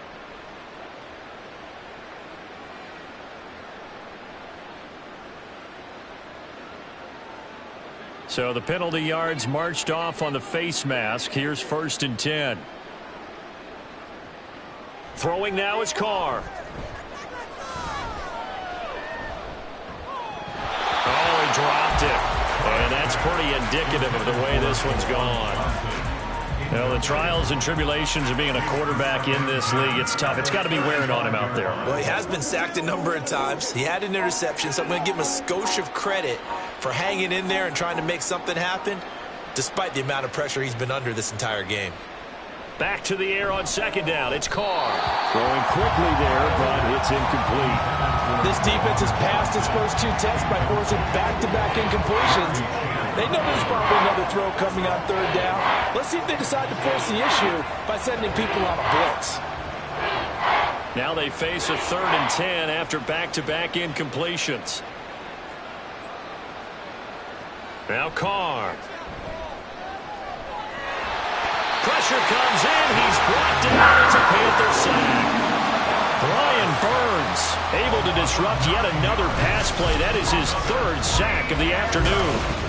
It has been a rough afternoon for him trying to get rid of the football. See, that's now 5 sacks. How'd you like to be the offensive coordinator, the offensive line coach trying to come up with an answer for this pass rush? What blocking assignments do you change? Can guys play a little bit better? And we're seeing the end result on the scoreboard. Long day in the pocket for their quarterback. Now Carr, got to have this one. The ball popped in the air and intercepted. And they are going to set up shop at the 40-yard line. Well, I guess an interception at this point on 4th down is just as bad as an incomplete pass. Either way, the ball goes over the other side. Yeah, it's a tough spot to be in this late in the game, and there's not a whole lot he could do there, and he winds up giving the ball away. And onto the field, here come the Panthers. And after the interception, they are sitting in an even better spot with the ball and a comfortable 4th quarter lead.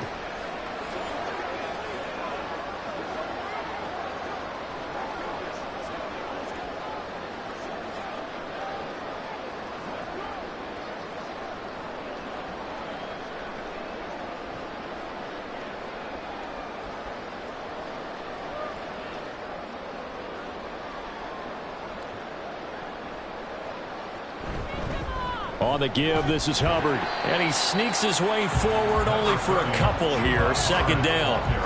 Brandon, I've got to think this offensive line has got some smiles on its faces. And I know it sounds crazy, but they practiced for this back in training camp. They knew they'd be in situations where it'd be extra defenders in the box coming after them, trying to keep them from locking down a game. Right now, they want to show the world they're up to the challenge. And a short gain there down to the 37-yard line. Holding offense. Now they face a second and long following the holding penalty. An option handoff given to Sanders. And he's going to be met at the line of scrimmage and taken down. No gain on the play this time, and it'll be a third and long situation coming up. Well done to sniff that out defensively. He had it diagnosed pretty quickly. I love that description because diagnosed is perfect on that one. Read his keys, made the play, and he couldn't even get going moving the football. Oh, look at the juke. And they'll get him down at about the 37, well short of the first. They do get 10 back, but still a ways to go on fourth. A strong run there, and for a team and a coaching staff that says they're consistently striving for a solid running game, they love those plays. Yeah, that one didn't net him a first down, but isn't it the type of play that you write down on your sheet? That worked pretty well. Make sure you come back to it, especially in a key situation. Well, ultimately, not really sure that they're going to need those 3 points, but they'll take the 3 and they pad that lead. Yeah, this one's already wrapped up, but you and I both know if you're an offensive coordinator, you never let up on the gas unless the head coach tells you to do so. And maybe you've actually clicked him off in your headset so you can keep calling plays and trying to add to this lead.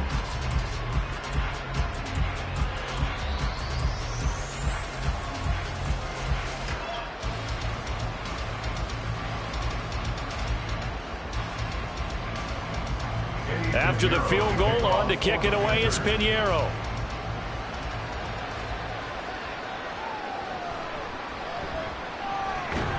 And he returns this to the 22. Out onto the field comes New Orleans. Well, we said it at halftime that they would need a nearly perfect second half to erase that deficit that they were facing, CD. But unfortunately, the second half has pretty much been a carbon copy of the first. Yeah, that early lead was almost insurmountable the way their opponent was playing. And, partner, they do have some good news, though. This one is getting close to being over, and they can try and hit the reset button starting tomorrow. They go back to the air here after the INT on the last drive. And his throw here is incomplete. That incompletion is not a surprise with the way that this one has gone, and the frustration, the body language is evident everywhere. This team, they've really been put through the ringer in this one. Now Carr, after the incomplete pass, brings him up 2nd and 10. He'll look to throw. And that is incomplete. A lot of force bearing down on him there. He could not hang on. It's 3rd down.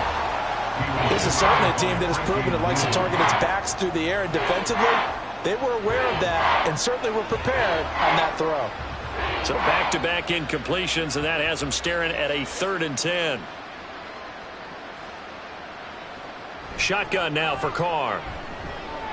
Work in the middle of the field, and he's got a man complete. And he is going to have a Saints first down as they're able to get the 3rd down conversion. Well, this game was decided a while ago, and that completion there is going to artificially inflate his passing numbers. So right now, the only one really applauding probably his agent as he thinks about angling for a new contract. Carr to throw again.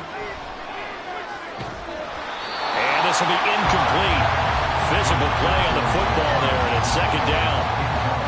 At this point, down big, you'd have to imagine this defense are just going to sit back, blanket the field as best they can. Yeah, this is actually the easy part of the game for them because, just as you noted, they can sit back, keep everything in front of them. But they've blanketed the field the entire game using a variety of coverages. To throw, it's Carr. That's complete to his running back, Kamara. And to the 42-yard line here and brought down there. That'll leave them with a 3rd and 2 coming up. They got 8 yards there. And we see another pitch and catch there to the running back. This position just continues to evolve. They become just as critical to the passing attack as a lot of receivers, tight ends, because their ability to make people miss in the open field can really generate big plays for an offense.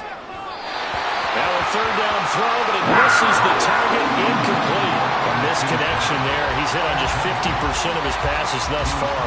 That's not where you want to be. Now you see the evolution of the game. You go back to the quarterbacks of old, 50% would be terrific because they threw the ball downfield almost every time they threw it. Now with the short passing game, you should be above 60% just to be in the average range.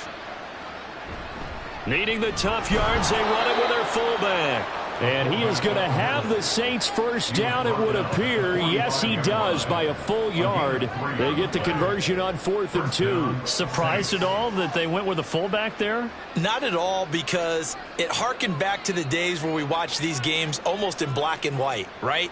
The stocky guy, the strong guy, the powerful guy with leg drive. Give him the football, and even if the blocking isn't perfect, he has the ability to scatter bodies and move people enough to pick up first downs. That's what we just saw right there. Defense.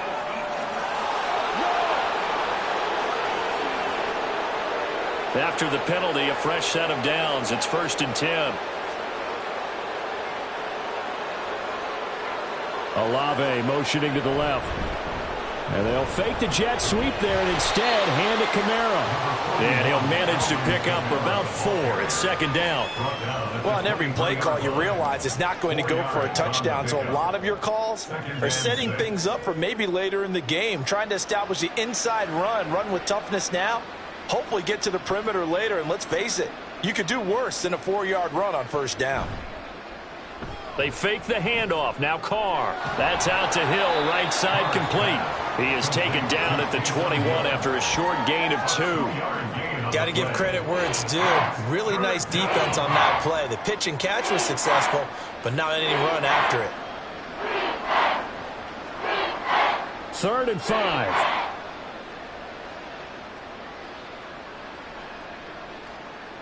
Carr going to throw.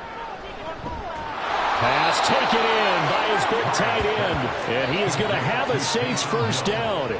They needed 5 there on 3rd down. He winds up getting 7. Well, they've had a great, impressive drive going here, and that pickup ensures the drive continues. And not only do you continue the drive, which is demoralizing for the guys on the defensive side of the ball right now, but you make your own defense happy. They're able to get a little more rest over on the sidelines while this one continues downfield. And he's got it. Touchdown, Saints. Juwan Johnson, a beast in the red zone with his 2nd touchdown of the game. And the Saints get a small measure of revenge as they cut into this 4th quarter deficit. Well, it seemed like they were so focused elsewhere they forgot about the tight end spot, and he's the one that burns them there to make this a 3-score game here, Charles, in the 4th quarter. I think there might be a little bit of defensive fatigue from those guys on that side of the ball, partner, because they've been spending their time trying to stop them from all angles. This time the tight end gets them.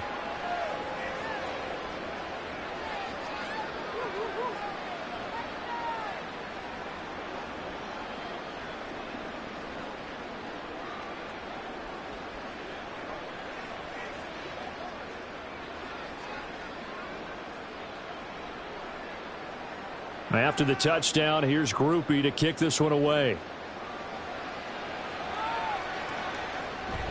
And this will not be returned. It's a touchback, and they'll begin at the 25. Here comes Chuba Hubbard. Let's take a closer look at him.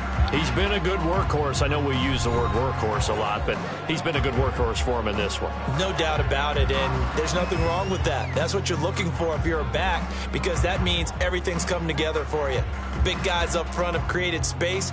You've run through it. You've probably got some help even from the wide receivers who want to catch passes as opposed to block, but they're helping out too. Yeah, everyone's pitching in. He's had a good game. And they'll start on the ground with Hubbard. And he's got room.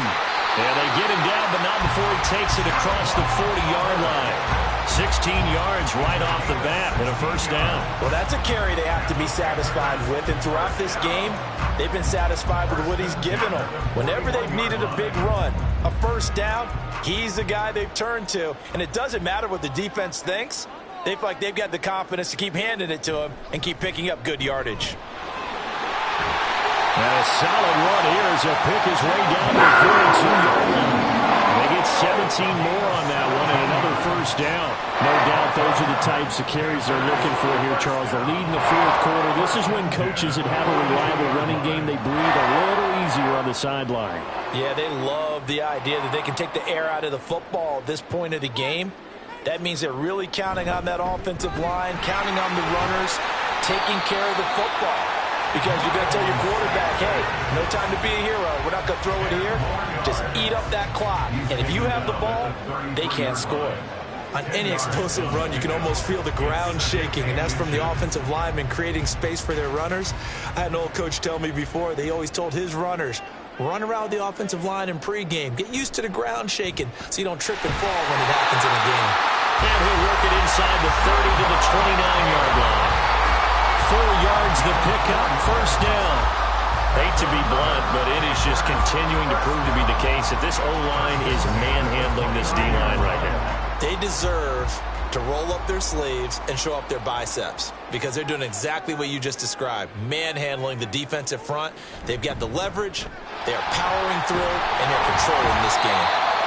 We'll get a nice chunk there on the first down run, and it's 2nd and 4. Good gain there on first down. It keeps them in a running situation, probably. They did everything right on that play, didn't they? They got the leverage up front, good blocking, nice hole for him, ends up picking up nice yardage, stays in bounds to keep the clock rolling. They are in charge of this scenario right now. They want to stay that way. And not in any rush offensively. And maybe a measure of revenge there. He's had his way in this one, but this time they get him behind the line. Call that a loss of a yard, and things get a little more difficult here, 3rd and 5. Well, they've had success on the ground on this drive, and that makes the defense more likely to overcommit to stop the run as they did on that play. But keep in mind, it makes them susceptible to play-action passes as well. That throw by Young incomplete. Well, fourth quarter with a 3-score lead here, Charles, but they're still going back to the air and looking for more points. Well, with this game well in hand, it's an opportunity for the guys to come off the bench and get a chance to play. And a lot of coaches, they want to run their full playbook no matter who's on the field. A 41-yard attempt. This is up and good from Pinheiro. And that will extend their lead even further.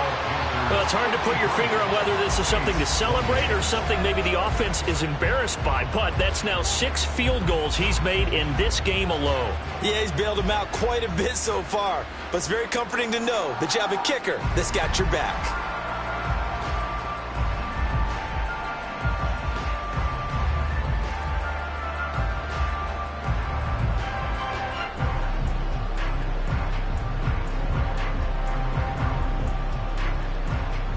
After the field goal, on to kick it away is Pinheiro.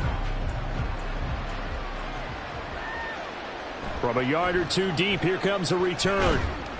And only able to get this to the 19, so probably should have opted for the touchback. Back out onto the field now comes the New Orleans offense. Well, this game, it has had no shortage of offense. They've been able to put up a decent amount of points on this side, Charles. They just have not been able to keep pace with the other offense they're going against here. Yeah, that's a good way of pointing things out because now it's not a total loss because, as you said, they've scored some points, so there's some plays they can build on, moments where the game plan actually worked. But overall, though, they were just out-personnel. They were going up against a team that's playing at an elite level. Throwing on first down, but this one winds up to be incomplete. Johnson the intended target, and that'll bring up 2nd down.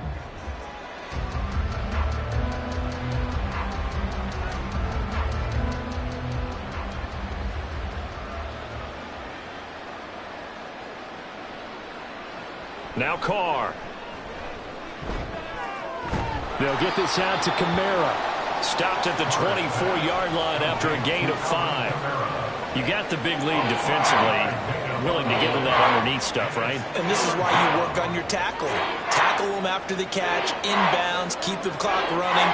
Just go ahead and bleed the game out that way. Here is 3rd and 5. Carr. Oh, he had him. He was open, but he couldn't get it to him. It's incomplete. Sometimes the game is pretty simple. Put a few extra defensive backs on the field, give them nowhere to throw the football, force the incompletion, and get off the field on third down. And they're indeed going to go for it here on fourth down. So trailing here in the last quarter, let's see how this plays out. As expected, they're going for it to keep the drive alive. And it's incomplete. They cannot convert, and they turn it over. The Saints' decision to go for it backfires. And the Panthers are going to get it back in excellent field position. So that's the second time this game they've given it up on fourth down. They're now 1 for 3 on fourth down conversion tries. But they must feel good about what they're doing, right? They continue to go for it on fourth down. Give the defense a lot of credit, though. If they've stopped them 2 out of 3 times, usually you have fourth down plays that you have dialed up and ready to go and you think are going to be successful. Not so far in this game. And Young's throw there incomplete. The CD, they're up big, but they're still passing it. I mean, this is an offense that's had a lot of success in this game, and it seems like they're just having fun out there. And it does feel like there's been a shift out there, doesn't it, partner? Listen, if you're up, you can continue to do what you want to do. It's up to the other team to make you change how you do things.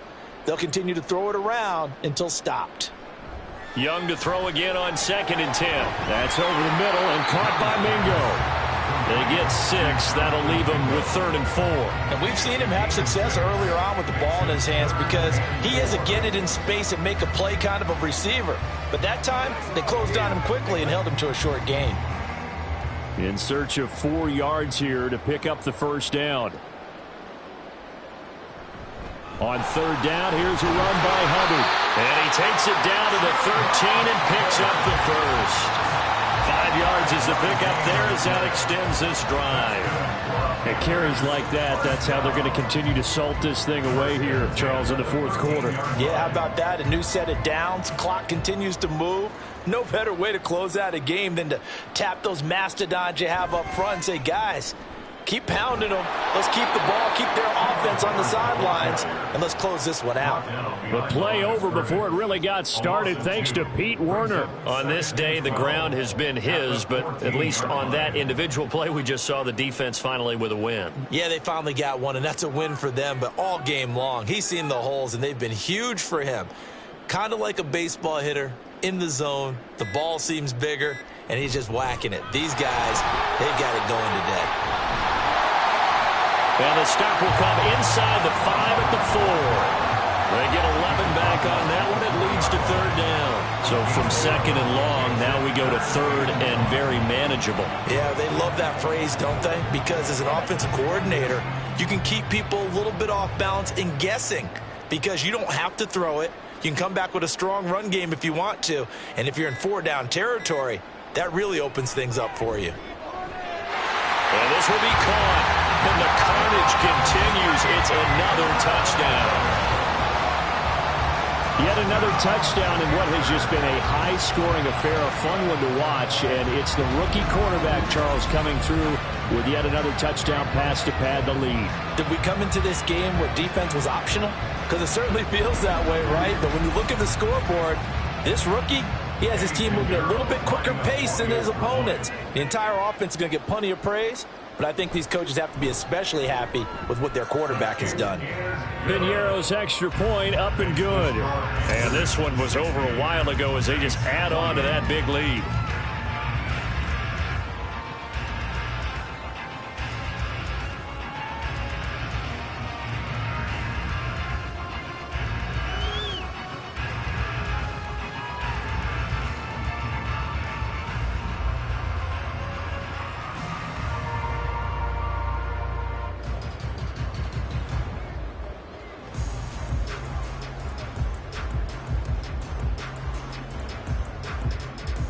Now after the touchdown, here's Piñeiro to kick it off.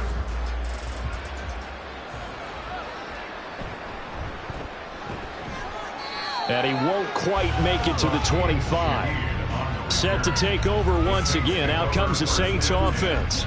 Charles, we know that this offense is aggressive. We saw that last drive. They went for it on 4th down, didn't get it. Then they give up the touchdown. So now you feel like they really need to respond here. They certainly do, but let's face it. Sometimes when you take that risk, you understand if you fail, a little more onus goes back on your ball club to try and pick themselves back up. Carr going to lead the Saints up here 1st and 10 at their own 24. They'll try and start this drive in the air. This one taken in by Olave. And they'll get him down after a pickup of 8, 2nd and 2.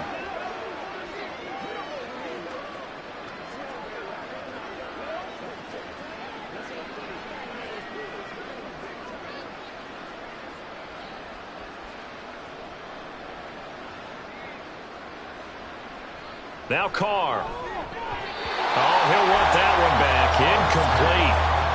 He doesn't drop too many in that department. 3rd down.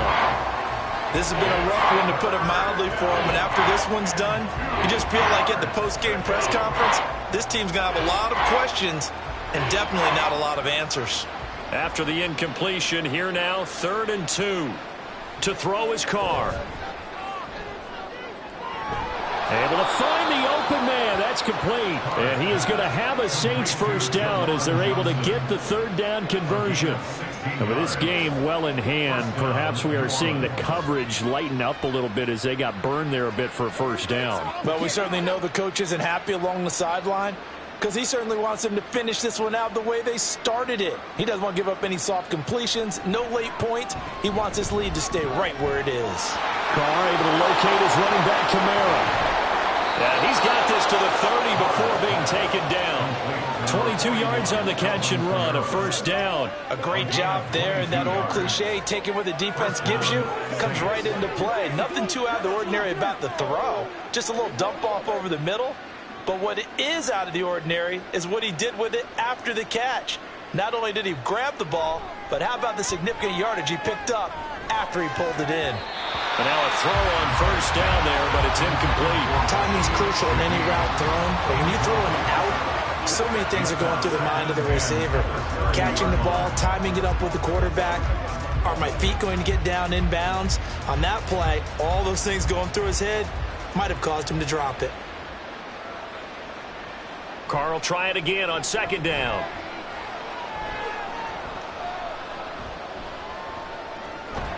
That's to his running back. It's Alvin Kamara. And they're going to have another 1st down as the tackle's made at the Panthers' 18. Give him 12 yards on that one. It earns him a fresh set of downs. So from inside the 20, here's 1st and 10 at the 18. Into the red zone. It's Carr. And that will be incomplete with a clock down now to 13 seconds. As soon as he leaked out and began his route, someone on the defensive side broke with him and arrived just in time to separate him from another reception. Now Carr, after the incomplete pass, brings him up 2nd and 10. They'll look to throw again. And it's caught. And he's across for the touchdown. Too little, too late. But he does get in for 6. No wonder you're grinning. You just beat me in our fantasy league. Indeed I did, my good man. Well, yes, that's his 3rd touchdown catch, which is very impressive. But on the scoreboard, they're still struggling. So safe to say that without him, my goodness, yikes, they are in major league trouble. He's doing his best to try and keep them in the game. Groupie able to add the PAT. And that will cut this lead down to 25. Saints 35.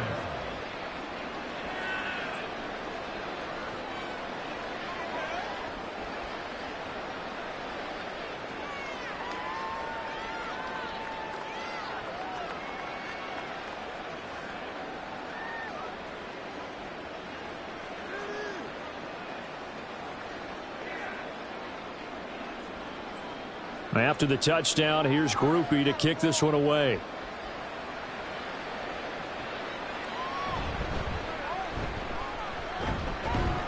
And they'll start this drive just across the 30. Pretty nice work on the return. Take over 1st and 10 at their own 31-yard line.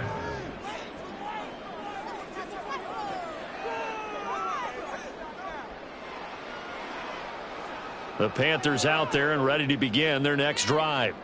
Well, they came into this one with a vision, Charles, and it has played out exactly as they had hoped, if not even better. They've got the huge lead here, and now the football for the final moments of the fourth. Yeah, it was apparent that they were the better team, right? We figured that out pretty early. But give them a lot of credit for staying with it. They didn't stumble around out there. They didn't create a lot of errors for themselves because they were the superior team. They took care of business and closed them out pretty quickly. Charles, a lot of happy faces heading into the tunnel as this one ends, and understandably so. Not only did they get the win, but, boy, their offense was on fire in this ball game. And, partner, I have no idea what the top speed is on one of those high-end sports cars. What's the top gear you can get into? This offense, they certainly were there in this one, huh? Everything clicking for them in this contest, the kind of performance that they're going to cherish. So that'll do it for my partner, Charles Davis, and the best darn crew in the industry. I'm Brandon Gaunt, and this has been a presentation of the NFL on EA Sports. The Panthers are winners here as we say so long from Charlotte.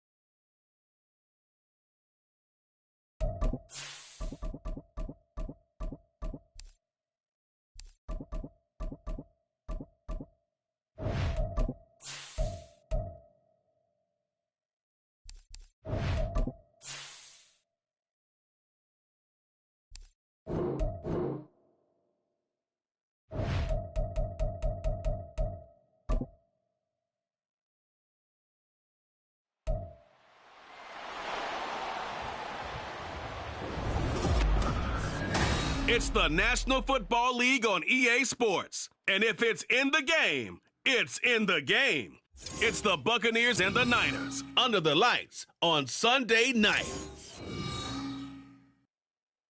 From the host of Super Bowl 50 back in February of 2016, there's a look at the home of the 49ers, Levi's Stadium in Santa Clara. Tonight, we've got a great Sunday night matchup on tap, as it'll be the Tampa Bay Buccaneers taking on the San Francisco 49ers. From up top next to Charles Davis, I'm Brandon Gaudin. And, folks, we were already excited for this game. And then before the contest, you and I are down on the field outside the white lines. Yes, we were following the rules. We were following the rules, and a ball comes over our direction, but we can't see it. Somebody yells heads up, and instinctively you turn around and you snare it one-handed with your off left hand. So now we're really ready for football. No gloves either. No gloves. No gloves. Not like what the guys are wearing playing the game now. But wasn't that a whole lot better than that time we were down there? And I got the coffee spilled on me when I got nailed by the punt returner. That happened to the Vikings, right? Yes, a much better job of being heads up this time. Thank you for the notice.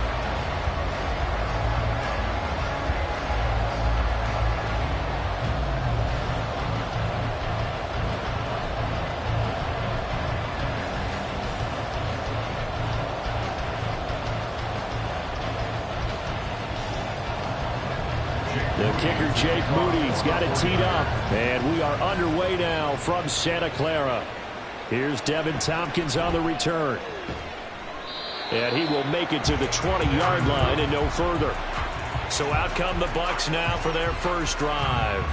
And bringing them out is the top pick in the 2018 draft. Fiery competitor from Oklahoma, Baker Mayfield. And he's a guy who plays with a lot of emotion. He's learned how to channel it really positively, because when he throws the football downfield and makes a big play, he'll be the first guy downfield to celebrate with you. But also, when his team needs that confidence, when they need that jolt, they turn to him, and he's ready to provide it.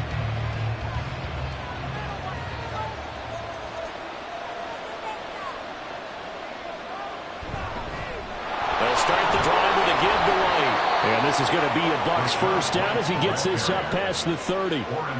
So much for staying ahead of the chains with a 3 or 4 yard gain on first down. They move the chains with a nice little run. Yeah, they're making the chain gang hustle a little bit to try and keep up, aren't they? Because a lot of the first series of games are scripted, many times to probe and find some holes in the defense. Sometimes you attack with some big-time runs, too.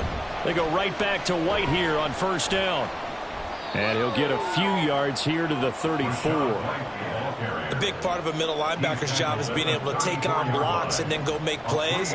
But the best ones, they have those big guys in front of them playing defensive line that hold blockers off of them and allow them to flow sideline to sideline and make the big hits.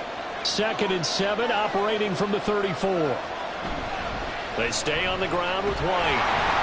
Found a little room there as he's up to about the 37. He's still about 3 yards shy of the first as the 4-yard pickup brings it to third down. Well, if you're a football guy, that's a pretty run because everyone is in sync right there. Obviously, the guy carrying the ball, but how about the people up front? Leverage, athleticism, they created some nice space for him. 3rd and short yardage, Mayfield. And this pass broken up. The contact well timed there, and now 4th down. Excellent defensive effort to get to him and provide a little contact before the catch could be made cleanly. A 4th down. Here's Jake Camarda on to punt for the Bucs.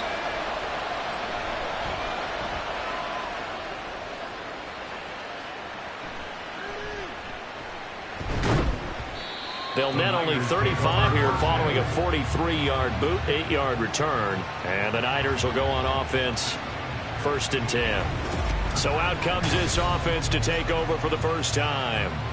Leading them out, someone who took the league by storm last year is the most famous Mr. Irrelevant ever. From Iowa State, it's Brock Purdy.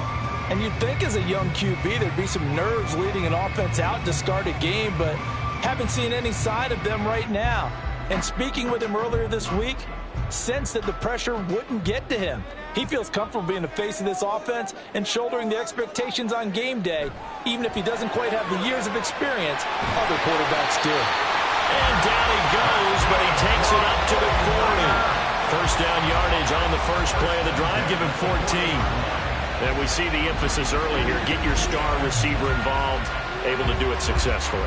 Not a bad start to begin with, that's for sure. And to me, this play says our guy is better than your guy's. Because, you know, a player of his stature, he won't just be single covered all game long. It's going to involve multiple people. And right away, they told the other team, guess what? He's just better. Pretty solid run here on first down. Almost picked up another first, but he appears to be a few inches short. Well, no slow start here. A couple nice chunk plays back-to-back. I love the momentum that they're showing here early because they did it both ways, right? Threw the ball on first down for a nice chunk of yardage. Came right back and ran the ball. Looks like they've got the defense set back on their heels. Let's see if they can keep this moving. Second down and right back to McCaffrey. And he'll be taken down at the 44-yard line. 6 yards the pickup, and that's a first down. Couple of nice carries back-to-back here, establishing the ground game a bit. Yeah, these aren't bare-bones runs now. I mean, they're getting substantial yardage, the kind of yards you're looking for, right? Let's go ahead and use a cliche. Stay ahead of the change, right? 5 or more yards each time. That's what you're looking for in setting a tone and getting your offensive line going. Good sign on the opening drive. A throw there, but that's going to wind up incomplete. I certainly thought he had an open look beyond the first down marker to his receiver, but they just couldn't connect, and that will send them back to the drawing board. So now 2nd and 10 after the incompletion on first down. Here's Samuel. And the reinforcements come in as they're going to stop him behind the line. It'll go as a loss of a yard, so now they deal with 3rd and 11. I like the idea to mix it up from time to time because, let's face it, you can't be predictable. But the execution was a little lacking on this one, right? They might want to go back to the drawing board with that call. We're backed up here. Tough spot, needing 11 yards to pick up the first. Purdy with it on 3rd and long. He's got his target. That's complete. And this is going to lead to another first down as the tackle's made at the Bucs 28. 17 yards on the pickup there, and the drive will continue. I don't care who you put on him. He's going to be a handful of one-on-one throws. Yeah, right now, you're right. They're in man-to-man. Maybe needs some safety help. I would say that'd be a good idea. Double team him somehow. I'm going to have to make someone else beat me rather than let him shred my defense.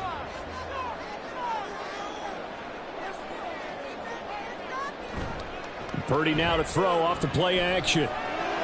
That's complete to the tight end, Werner. And he's brought down at the 24 after a gain of 4. It's vitally important to wrap him up immediately because if you let that big guy get ahead of steam up, boy, then you've got real trouble trying to get him down. But they're able to hold him to a short gain on first down. From the 24 now, here's 2nd and 6. Purdy will set up to throw it here. Hauled in left side here by Jennings. And he is out of bounds. It's like right at the 15. A methodical drive. This is turning out to be that time 9 yards, and the sticks move again.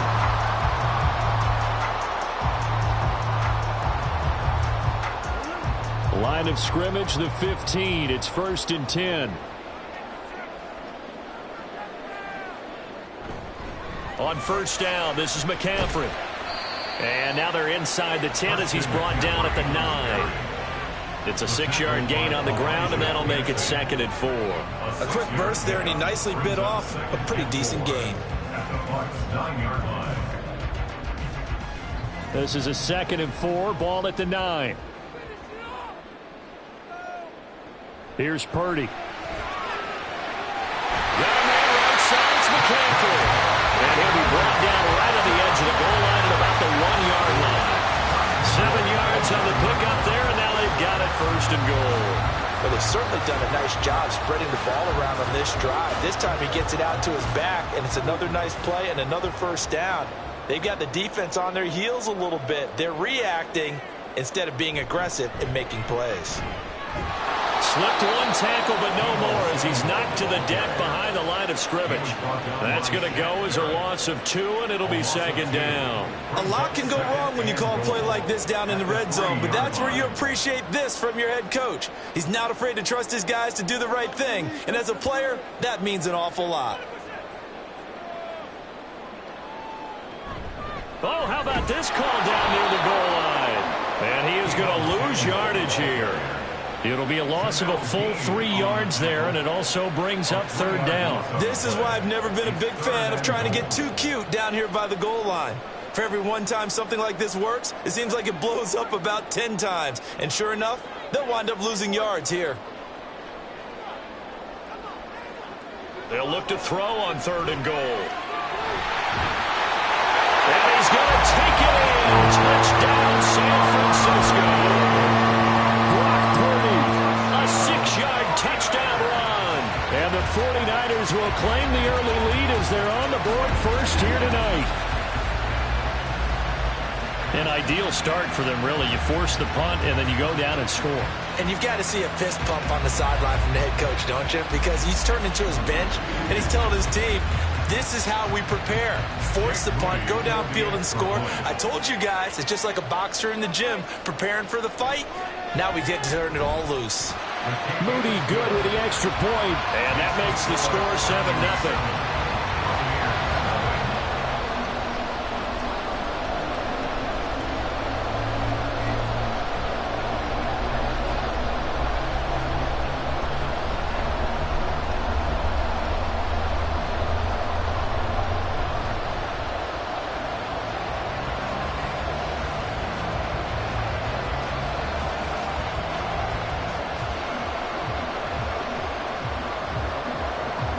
So here's Moody back out there now to send this one away. From the end zone, here's Devin Tompkins. And he will be brought down here inside the 20. Good coverage as he's dropped at the 17. Tampa Bay, they're getting ready to set up shop here for their second drive. The last series for them, a little disappointing, forced to punt. And now they'll try to do better here and come away with some points as they begin this drive. 1st and 10. 1st and 10, and kind of tipping their hand at running the ball. 3 tight ends are out there. The drive starts with a run by White. And he is met in his tracks behind the line of scrimmage. That whole thing was thrown off track thanks to the defense of Fred Warner. Really nice play. Sometimes you just sit back and marvel at what he can do defensively. Speed, strength, quickness. He's the whole package. And that package just wrapped up the runner for a loss. Mayfield now on 2nd down. On the left side, a catch by White. They'll give him 4 yards there. And 3rd and 8 now. That might feel like a little bit of a lost opportunity there for the offense because the defense brought pressure that time. And sometimes against that, you can get out to your running back, and it can turn into a big gain downfield. But what a nice job they did getting to him quickly and holding him to a short gain. On 3rd down, Mayfield. And the throw there going to be incomplete. No surprise at all. They're looking for the big man early in this one. The only surprise for them, he couldn't hang on to the pass. 4th down, so Jake Camarda is out there.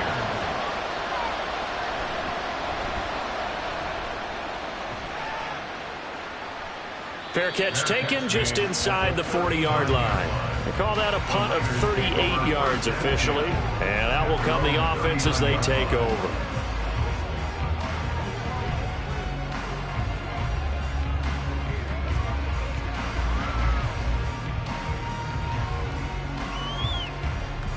Good starting field position for them here as they come up 1st and 10 at the 39-yard line. The drive begins with a run by McCaffrey. 5 5 yards on the carry. Good pickup on first down. Oh, that was a thing of beauty right there. Look at how quick those blockers fired off the line once the ball was snapped. That was an O-line on a mission, all in sync, and the defense is lucky that play only picked up 5 yards. From the 44-yard line, here's a 2nd and 5. Again, they run. Again, it's McCaffrey. A beautiful fake. And they're well past midfield, just a yard or two shy of the 40. 42 yards rushing for him now, and he's carried the ball just 5 times. Well, they're making an effort to get the ground game going tonight. So far, it's working. I like what we're seeing from the offensive line. They seem to have the leverage going, and they're controlling things and reestablishing the line of scrimmage, moving that defensive front backwards. But also like what the runner's giving us, too. It appears that he's been waiting all day long to get out here and take off. Throwing on first down, but this one winds up to be incomplete. Whenever off like that, I have to kind of take a step back and check my plays, that when they drop one, I have to remind myself, we ask a lot out of these guys. Block and catch the football, not easily done in today's NFL. Taking a shot for Samuel. And this is incomplete. Oh, it looked like he had a pretty good line on that one. That would have been a big play, but he could not pull it in. And that is not what you expect from a receiver of his caliber. Sometimes you get a little ahead of yourself. You don't look it in, and all of a sudden it's on the ground. A surprise to all. Here's Purdy now on 3rd and goal. They'll set up the screen to McCaffrey. And he works it past the 30, almost to the 25. First down, San Francisco to pick up 14 yards. When I see a defensive coordinator get upset and throw his headset, this is the kind of play that'll do it. You force 3rd and long. This is almost sort of a give-up play. You're just hoping to get something positive, and it winds up breaking big, and they convert on 3rd down.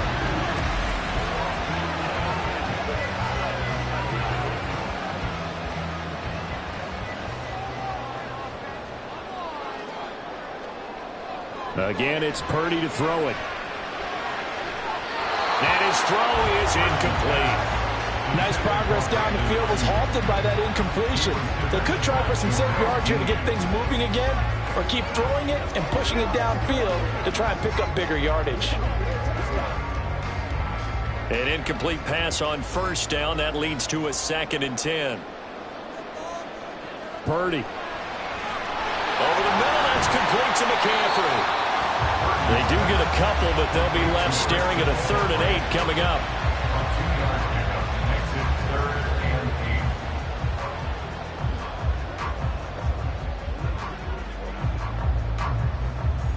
They'll be in search of 8 yards here as they hope to convert the first down.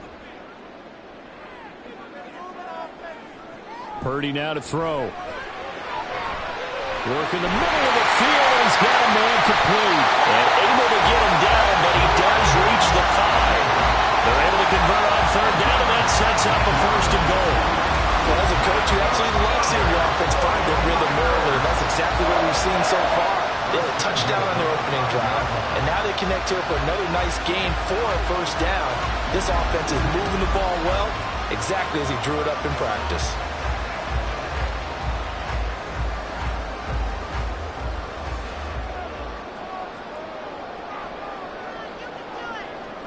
Now Purdy.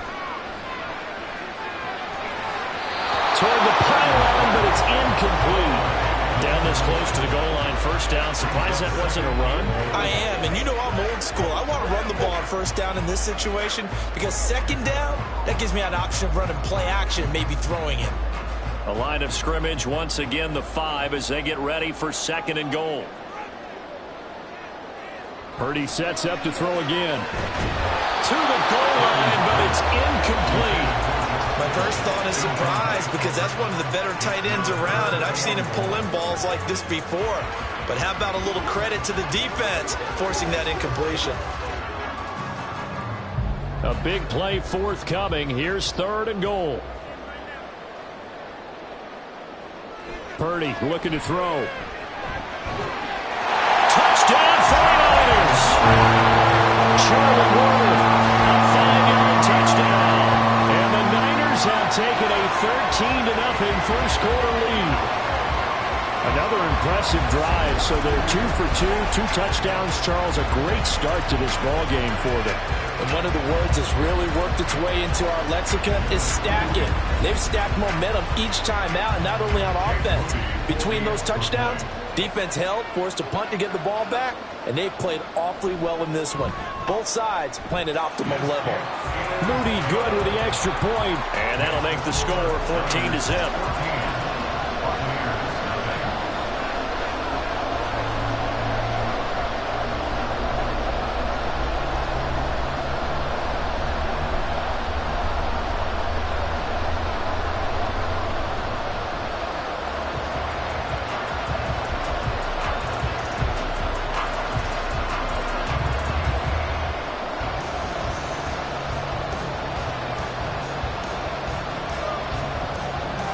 So following the touchdown, here's Moody back out to send it away.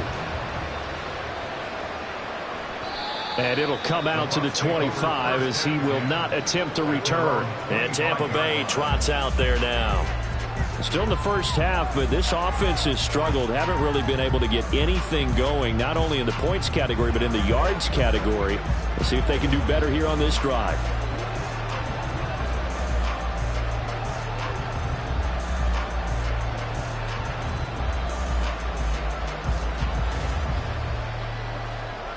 Now Mayfield and the Bucs come up on 1st and 10 at their 25-yard line. They'll start here with a handoff to White. And boy, this defense again really making things tough on him as they stop him for no gain. I think what we just saw there, partner, was linebacking speed that can trump O-line power. We see that at times because he filled the gap before the offensive lineman could get to the next level and take him on. Well, they had the run for no gain. Now they'll try again from the 25 on 2nd and 10. From the gun, Mayfield. And that's complete. It's Chris Godwin. And he's upended at the 33 following a good pickup of 8.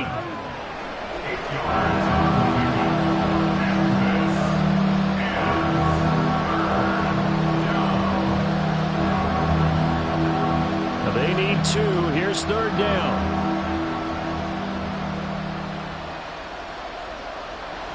Mayfield now.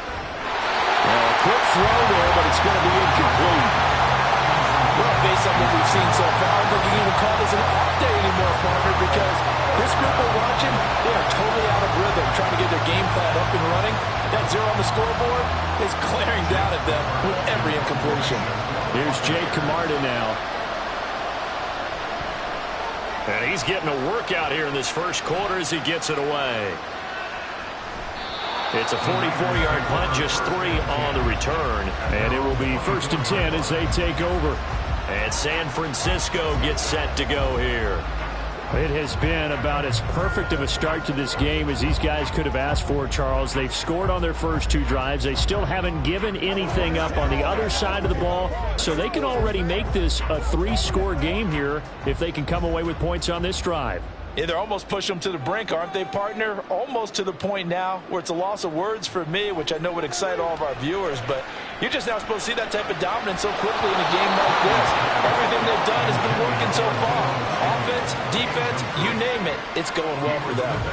Well, it certainly appears that they're going to try and keep getting him the football. It's the 3rd time they've looked in his direction. Unfortunately, haven't completed one yet, but I'm not sure they're going to shy away from him. They feel like they've got something there, and they want to capitalize on it. I think you're right. We're only in the first quarter, so a lot of opportunities ahead. And a pretty little juke move there on a nice game. 51 yards rushing for him now as he has gotten the night off to a hot start. We are watching a runner having a really nice game. Carrying it very well. Vision is excellent, but boy, look at the help he's getting. Offensive line, I think they're pretty eager to block for him. They'll try and pick it up with McCaffrey. Well, this is not going to be enough. Was in search of 2 yards and only got halfway there. We talk about defenders, specifically linebackers, keeping their eyes in the right spot. He had that eye down the entire time. And you know that's not easily done because they throw a lot of misdirection at you. They try and fool you and get your eyes in the wrong place. But you're right about that one. He correctly figured that one out and made a really nice play. On 4th down, the Niners trot out Mitch Wishnowski to punt the football. Devin Tompkins deep to return it. A 40-yard punt, no return, and the Bucs will get ready to go on offense. So out come the Bucs now. They've shown precious little here offensively thus far as they try again with a 1st down now.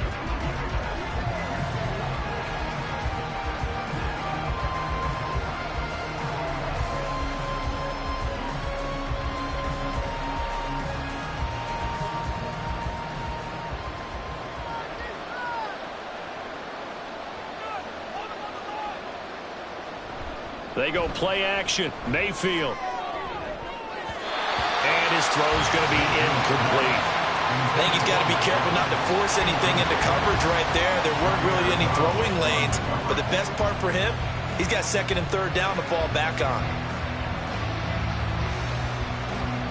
2nd and 10.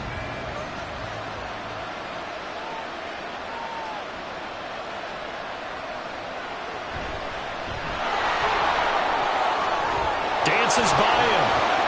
And they get him down, but not before he takes it across the 40-yard line.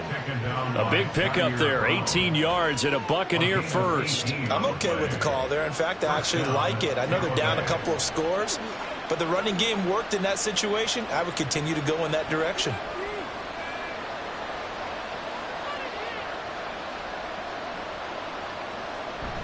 Play fake. Mayfield. And he's got his man in stride, complete. So 5 yards here, 5 on the play, and that'll make it 2nd down. Nice rhythm throw there on 1st down. He located his tight end, made it a nice easy pitch and catch. Hoping he can break a tackle or two. Wasn't able to do that there, but still good yardage.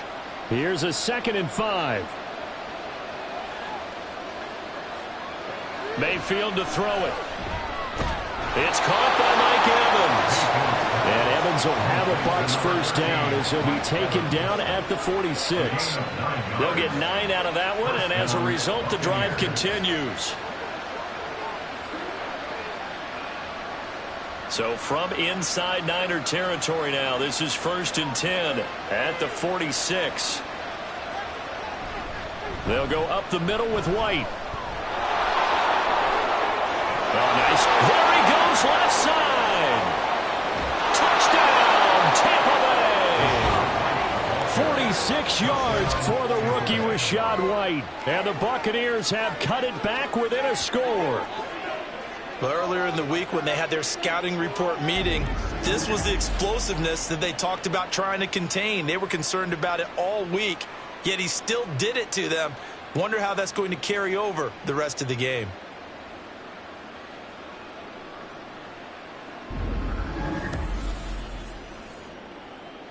Chase McLaughlin on for the extra point.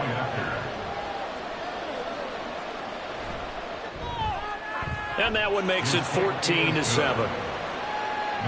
So that drive spanned 5 plays. And it was Rachaad White who wrapped the drive up with a touchdown run.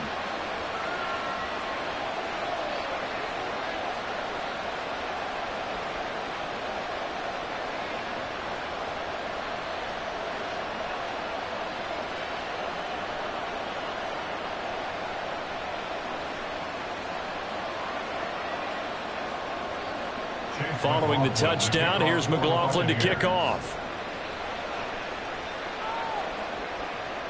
And here comes a return from a few steps into the end zone. And they'll get him down right at the 25-yard line, so the same result, and he opted for the touchback. San Francisco set to go on offense once more. And Charles, a very uninspired effort the last time we saw them out there was a quick 3-and-out, and they punted the football. Yeah, and you never want to get stopped so soundly during a series, but what would be even worse now is letting it happen again right here. They've got to get going. Purdy going to lead the 49ers to the line, 1st and 10 at their own 25-yard line. They'll come out throwing here to start the drive. Over the middle, complete to Samuel. They'll be dropped after a gain of about 6 across the 30 to the 31. I think defensively you're okay with that. Here in the first quarter, he's going to get some catches, but they rallied to him quickly. And that's what you count on, and I like what you just said.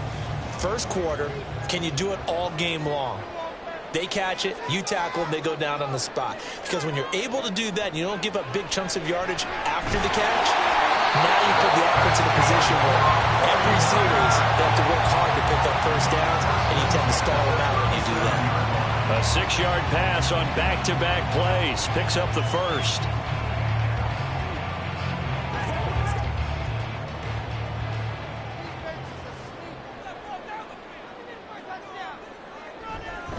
McCaffrey on the counter. And not a lot of daylight. Not really any daylight inside as he's going to be stopped right at the line of scrimmage. Brings up second down. Officially no gain on the play, and it's second down. 37-yard line.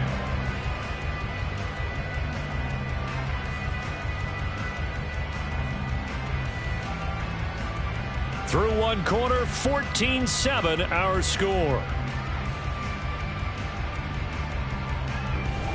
The 49ers with the football here to begin the second quarter. So after the run for no gain, here's 2nd and 10. As they've got it as we resume action. Play action, now Purdy. And this one is incomplete. One of the great coaches said football is really a simple game. Rush theirs, protect yours. And he's talking about those guys throwing the football. In this situation, the rush won, hitting the quarterback and forcing him into an incompletion. The offense on 3rd down tonight, they have been superb. 5 for 6 to this point. This is 3rd and 10. Down he goes. A well-designed corner blitz that gets him for a loss of 8 yards. Well, how about that? The defense's first sack. It doesn't come from one of the usual suspects up front. It comes from the secondary. Yeah, I think they caught the quarterback off guard a little bit because he wasn't able to account for the possibility of that blitz and change the blocking assignments. He comes through and puts him on the ground. So on 4th down, here's the Australia native Mitch Wishnowsky to punt this one away. 44 on his first punt, and this is a good kick as well. And no return on this one as the fair catch is signaled for and taken. So possession goes over here on the punt. And they will take over 1st and 10. Well, Rachaad White and the rest of this Tampa Bay offense going back to work now. He's having himself a little bit of a banner game. His team right now, though, losing. Needs a little bit of help, and I kind of equate it to a basketball game where you have the big score, and sometimes your strategy is, okay, he can go ahead and have all of his points. Let's hold down everyone else, and that's the way you win the game. And right now, he needs everyone else to start scoring, quote-unquote, as he's been. Yeah, and he's hoping to keep it close so maybe they can keep it on the ground, not start to go through the air as much. Fair to say, hasn't been his best game throwing the football, but also not getting a lot of help out there either. Yeah, you nailed it pretty well, you know. He's got to throw it better, got to get more help. Obviously one that should have been caught. They got to find a way to bring those two elements together so they can make some progress in this one. Another throw on 2nd down, and this one incomplete as well. So another incompletion there. He's hitting on fewer than half his pass attempts in this one, and that is not a winning formula. Yes, let's make sure we give a little bit of credit to the defense here. They've given him a lot to think about, a lot of different looks, and he seems a little bit confused trying to complete passes. Mayfield from the gun on 3rd down. Pass taken in by his big tight end. And he's taken down right at the 45-yard line. That gain on 3rd down, good for 28. For a tight end, he's got good straight line speed, and on that route, he's often the guy that gets overlooked. Nice job there finding him in stride for really good yardage.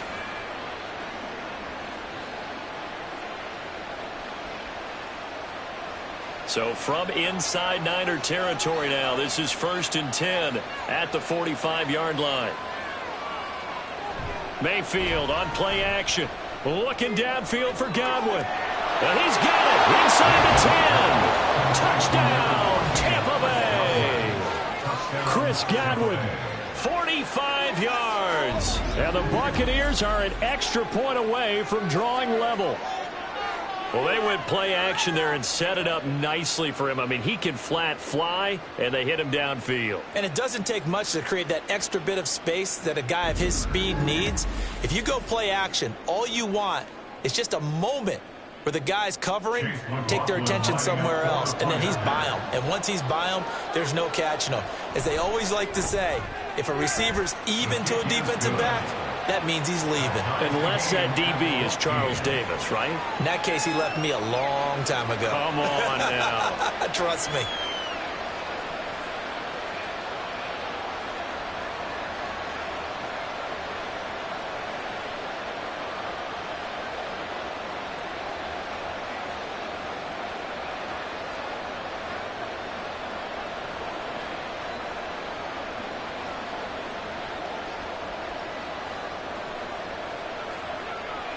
Come on, let's go. Let's dominate this.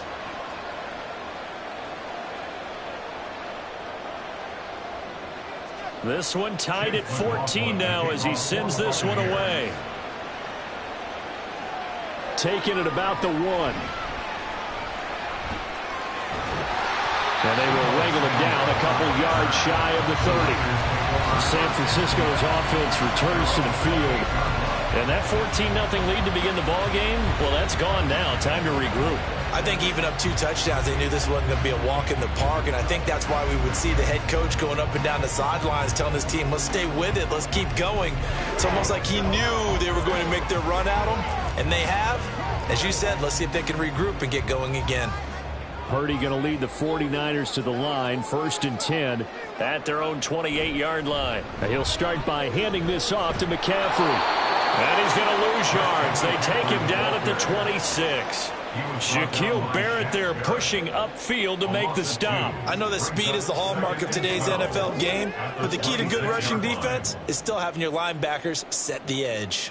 First play of the drive goes the wrong way. Here's 2nd and 12.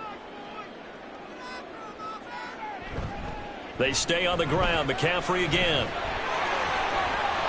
And he's free going down the left side. It's a foot race. Christian McCaffrey. And across the chalk into the end zone. It's a 49er touchdown. Christian McCaffrey, 74 yards. And the 49ers have now taken the lead. You get in a 2nd and long situation down here in the red zone. I'd say most defensive coaches would think pass. Let's bring some pressure.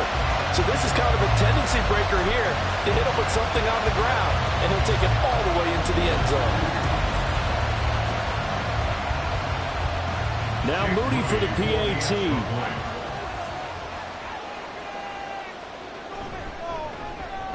It's up and good, and that'll make the score 21-14.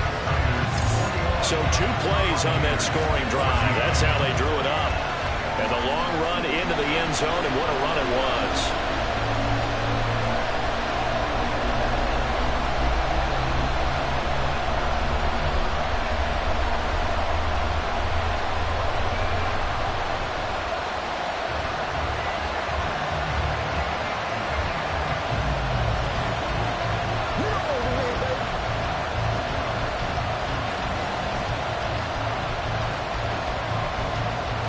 So after the made field goal by Moody, he's back out to kick this one away. And we'll see a return here from the end zone. And tackled at the 21-yard line, so a net negative there of 4 yards. Get a look at receiver Chris Godwin as this offense returns for their next drive. He's been good so far to this point in the 2nd quarter. Need to get him even more involved, maybe? I would agree with that. Definitely. Yeah, it's not even a question for me. The way he's playing, he's doing a nice job. Increase things. More touches, more opportunities. Maybe that can reverse things on the scoreboard for them. They'll try to ratchet things up then maybe here in the 2nd quarter. And he's brought down at the 24 after a gain of 4. The defense thought they had that play covered, but it still got driven backward by those blockers. Those types of plays are a key part of any team's offensive game plan. It all starts up front in the trenches. They'll come up 2nd and 6 now from the 24. Mayfield off the play fake. And that falls to the ground, incomplete. A nice job of bodying him up defensively, and now it brings up 3rd down. Well, it hasn't been a banner first half for the defense trying to cover him today, but they'll take that one right there, helping force that incompletion. The Bucs on 3rd down. They've only converted once in 4 tries. This will be 3rd and 6. Now Mayfield.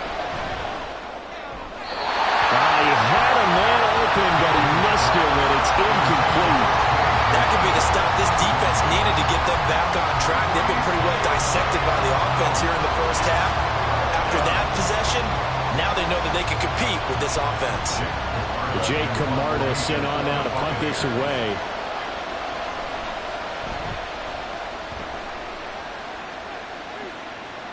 Fair catch called for and taken right near the 30-yard line. So a change of possession here on the punt. The 49ers offense now, they work their way back onto the field. This drive here beginning probably with a pair of motivated groups. Remember, the offense scored a touchdown on their last time out. Looking to repeat that in Charles's defense. They were very frustrated after giving up 6 the last time on the field. And frankly, it's just a battle of wills in a lot of ways because you know they're both motivated. They both game plan for this drive, and they both have specific outcomes in mind. To me, it just comes down to who can execute better and which side can step up and assert its will over the other. 134 yards for him on the ground so far tonight as he has been terrific in this first half. Now, that was an excellent run. And when you see that happen, that's when you're seeing guys doing their job and then some people doing a little bit more. Offensive linemen and tight ends, they're expected to block. But the wide receivers, all they want to do is catch passes. So when they block on a big-time running play and create extra space, you've kind of hit the jackpot there. And he'll be taken down, but not before he gets into enemy territory. 13 yards there and a Niner first. But it certainly made a point of getting him involved in the passing game here in the first half. They must have seen something in the scouting that said, hey, we can capitalize on him getting the ball possibly in the open field. And I think in the second half, that may loosen up the defense a little bit to get the running game going back inside. A little bit of space there for the first down run as that's going to get him about 5 yards. That's a really nice, tough run inside, and they gained 5 yards on it. And to be frank about it, most offenses don't expect to get 5 yards on a play call like that. So when they do, they go back to their huddle with a little pep in their steps. They're starting to think that they're starting to dominate the line of scrimmage. Another run with McCaffrey on second down. And he gets us down inside the 35 before going out of bounds. That one, a first down pickup of 8. Yeah, once more, strong running, excellent blocking at the point of attack. They've got a nice little drive brewing right here. So they'll come up first and 10 now from the 33.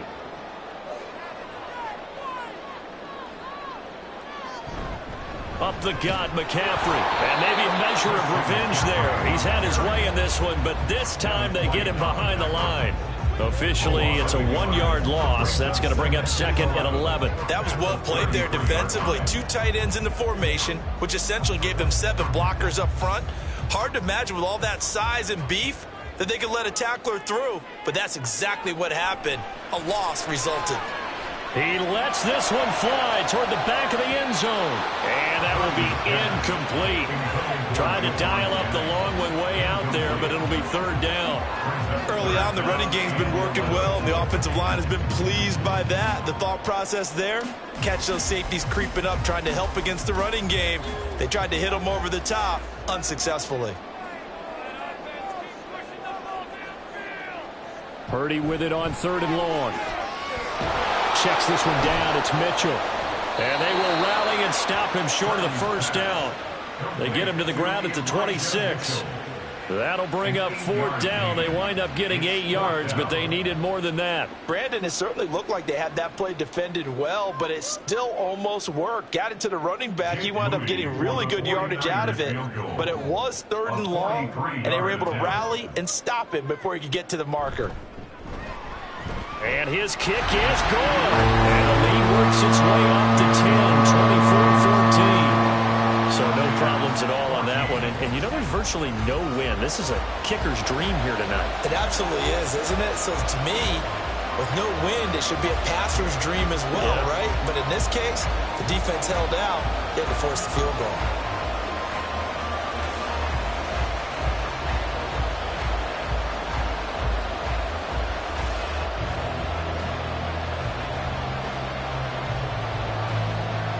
So here's Moody back out there now to send this one away. And he won't return this one. He'll go down to a knee, and they'll they'll start at the 25. Now the Buccaneers offensive unit back out on the field. They're down now 24-14. Work to do as they come up on a 1st and 10.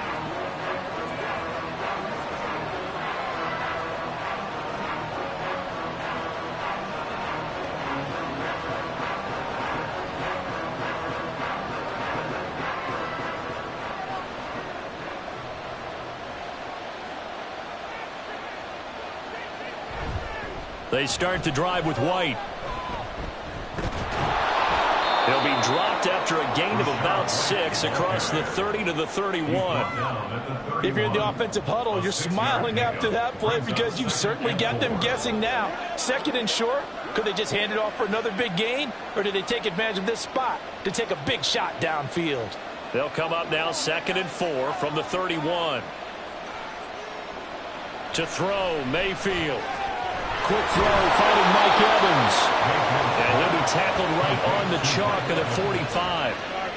14 yards there and a Buccaneer 1st down. Well, this hasn't really been a first half to remember on either side of the ball.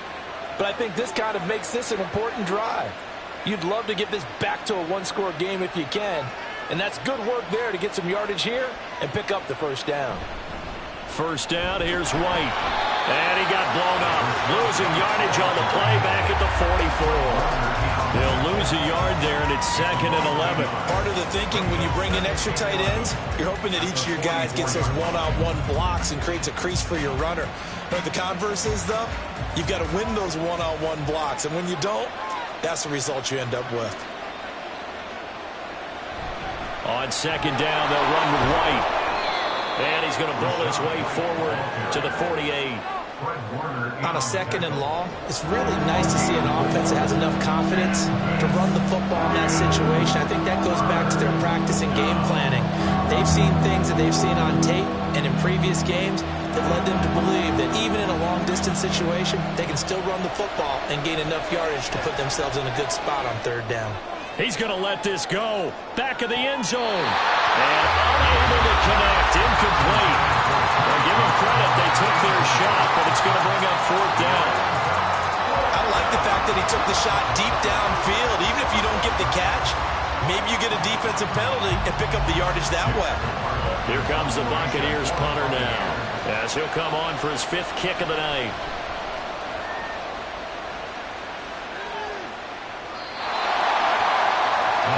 Christian McCaffrey and his 49er teammates back onto the field. He's already cruised past the 100-yard mark. We haven't even gone away for halftime yet. He might not want halftime. All right, why cool off? Keep everybody here. Let's stay out on the field and keep going. But all that being said, everything is really working well for them. The play calling's been excellent. The blocking's been terrific. And obviously his vision and legs have hurdled him to this big number so far. We could be seeing something really special here. And we'll see how much they give him the ball here. They give him 4 yards there. It'll be 2nd and 6. But really, that was no surprise there. They've been running it well all game. And I know goals change all the time, but any team will take that type of run each and every time. 2nd down and 6 now.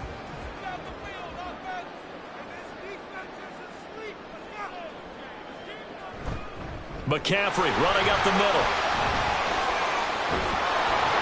And a nice move will yield nothing as he's stopped behind the line. It'll go down as a 2-yard loss, and it brings up a 3rd down. That kind of looked like a defense fed up by being gashed in the running game all night. Yeah, and imagine their coach saying, if you're fed up on that play, where were you the rest of the time? What took you so long?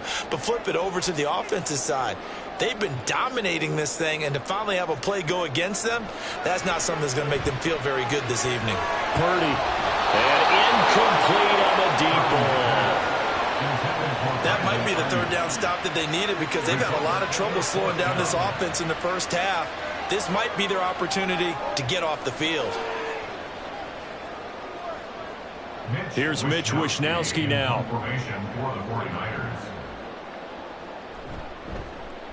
He's been a busy man here in this first half as he gets it away. Fielded at the 43. It's a return of 5 following a punt of 42 yards. And the Buccaneers getting ready to go as they take the field. The crowd may be losing just a little bit of the edge after back-to-back punts. They want some big plays. They want to see some offense. They want to see somebody break away, whether it's through the air or on the ground. Now it'll be interesting to see where the patience is on both sides. Each head coach, can you hang in there and not try and force something that could put your team in some jeopardy? They'll start the drive with a give to White. And they go backwards here, losing yardage back at the 48-yard line. Officially, it's a 1-yard loss. That's going to bring up second and 11. I like the strategy. Extra tight ends, extra beef. They want to run the football, but that means they probably want to run it inside. If you get strung out on the perimeter, you're in peril. Yeah, we saw the result, negative yardage. They keep it on the ground. White again. And he's going to have this pretty close to a first down as the tackle is made at the Niners' 43-yard line. 101 yards rushing for him now in the ball game. This guy's well on his way now to a big game on the ground. It's another good run there. Puts him over the century mark in yardage. And we're still in the second quarter. The Bucs on third down. They've had their troubles, just 1 for 6. They need just a yard here. It's 3rd and 1. And he's going to have the first down at about the 38. Give him the third down conversion, 5 yards on the play. There are a lot of different formulas to winning football, but one constant over the years, winning on third down. That pickup there was big because they had struggled throughout this one. So here's a 1st and 10 at the 38. Going with White here, toss left. Down at the 35, it'll be second down. I think if we put together a job description for a middle linebacker, we would start with being able to hold down things in the middle of the line of scrimmage and be able to take on blockers. But how about the guys who can go sideline to sideline and make plays? Love a guy that can do that. We saw a perfect example of it right there. Now a give up the middle. This is White. Touchdown, Tampa Bay!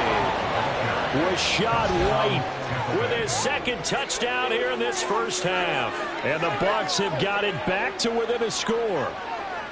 These two teams in this first half, it's been fun. Back and forth, back and forth. Well, it's not fun for the defensive coordinators, but offensive coordinators are enjoying it. Yeah, they're having streaks here, aren't they? Being able to put scores together and really bunch them up, and we have a tight game here. You know, we often talk about having the right shoes for the right turf. Today it's track shoes. That's what we've seen with these offenses. Yeah, it's been an absolute track meet so far and fun to watch. The extra point by McLaughlin is up and good. And that cuts the lead to 3, 24-21.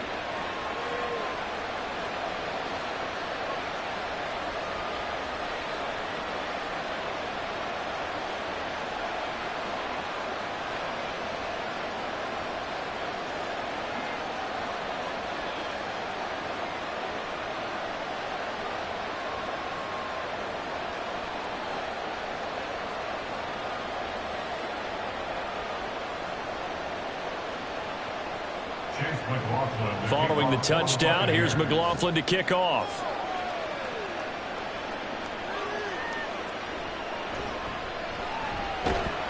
And not much happening on the return as he'll get this to about the 23. The Niners set to take over on offense.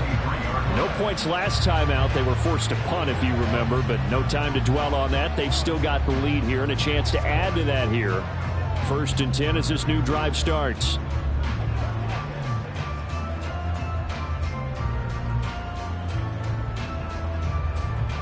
Purdy going to lead the 49ers to the line. 1st and 10 at their own 23. On play action, they'll throw. Open man is Samuel, complete. They'll wind up getting 7 on the play, and that will bring up second down. They kept the receiver in the short field, but that let his quarterback get the ball quickly to him before either guy in double coverage could react. From the 31, here's 2nd and 3.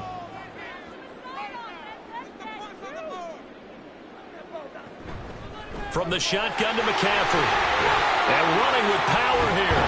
And he's taken down right at the 45-yard line.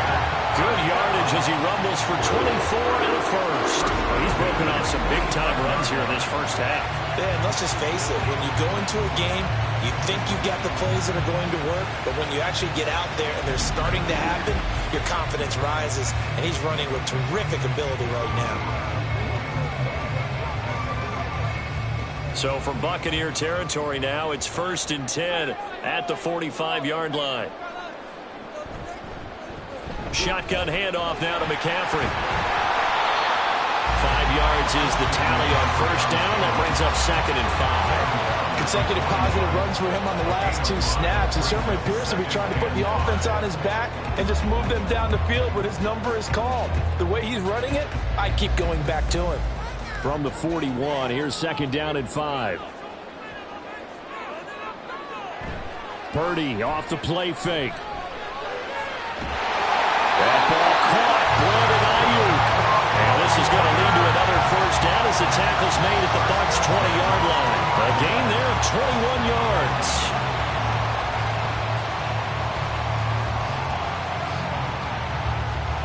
They show run with 3 tight ends here on first down. This is McCaffrey on the give. Tackle made that time by Vita Vea. What an advantage having a lead guy in the middle of the defensive line, because not only does he take up the space and let the linebackers run free, but he can also make plays himself, as we just saw there. They don't need to run another play here before the 2-minute warning. Let's see if they do it anyway. Purdy will set up to throw it here. They're unable to connect, but a late flag comes in. And the contact may have come too early.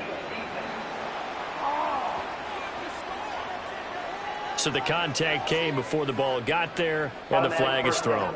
Timing is everything, isn't it? And it's so hard to cover these great receivers. They have such great body control, and they can fake you out. In this case, as you described, got there before the ball got to the receiver. Penalty flag had to come out. On first down, Purdy. And he'll dump this off to his running back, McCaffrey.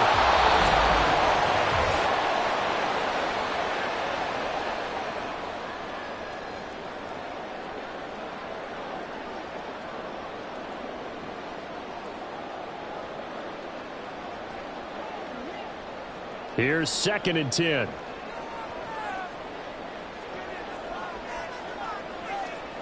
Here's Purdy.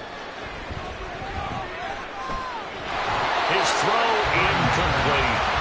We know it's not an easy job to go out and catch passes when people are trying to tackle you and knock the ball away. But the bottom line is, that's a pass he's got to have and a pass he should have caught. Here comes the 8th play of the drive, and they need a full 10 yards on 3rd down.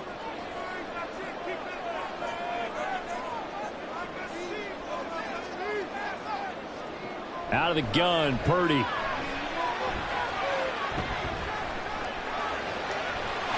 Touchdown! From 13 yards out, and the 49ers are able to stretch out their lead. The catch and the touchdown, they were the end result of a terrific route run by the receiver.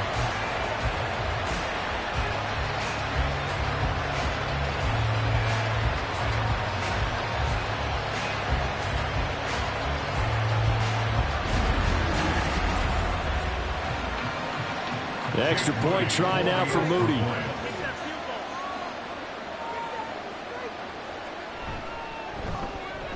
And his guys will take a 10-point lead. So that drive takes him down the field in 8 plays. And it was Brandon Ayuk capping it off with a touchdown reception.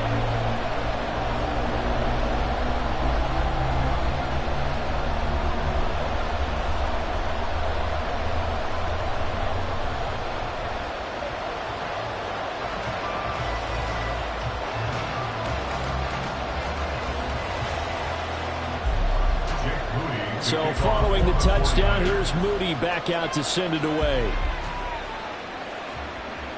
From a couple yards deep, he'll bring it out of the end zone. And the decision to come out of the end zone is going to cost him 5 yards as he's taken down right at the 20. Offense heading back out, and with them comes Rachaad White. Good returns on the last drive. He hit the end zone for the second time. Good returns in this first half, really. Yeah, good returns for his team. Really good returns for the guy. And you know where I'm fantasy going. Darn right. Those fantasy guys who have him on their team, they're rejoicing right now, and they have a high expectation that what they've seen already will continue. More. You talk about fantasy a lot, but why don't you just play it? I'm not good enough to play in a fantasy game. I enjoy watching You're an analyst. Do it. You're an expert. I mean, you were a champ last year. Keep it up. 5th place. Okay. Well, that's a champ in my book. Charvarius Ward there to make the stop. I think we all suspected that they were going back to him after he found the end zone on his last carry, and they kept the positive momentum going there. Another nice run by him. Mayfield trying to get him up to the line as fast as he can. 2nd and 5. Throw left side complete. That's Evans. And he's upended after a gain of 2 out to the 27.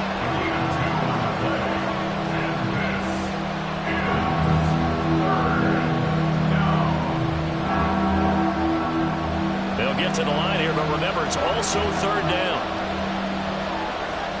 Here's Mayfield. And the Niners get there and bring him down. The 49ers now going to use the first of their timeouts as the clock stops here with 46 seconds remaining in the first half.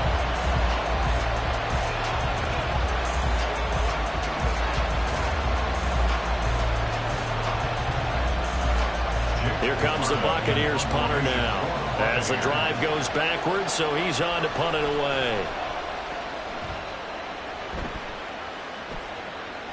And he'll take it just outside the 40. 42-yard punt, 6 on the return. And the Niners will go on offense, 1st and 10. Well, the Niners going back on offense now late in this first half. And with great starting field position and a couple of timeouts at their disposal, they'll certainly have the green light here.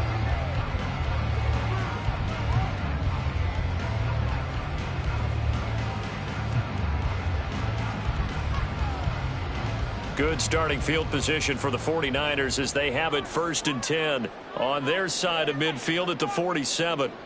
Purdy looking to throw. Looking for the crossing receiver. He's got him. It's Samuel. And he's going to get this all the way down inside the 35. Now San Francisco going to call their 2nd timeout as they'll stop it with a little over 30 seconds to go in the first half of play.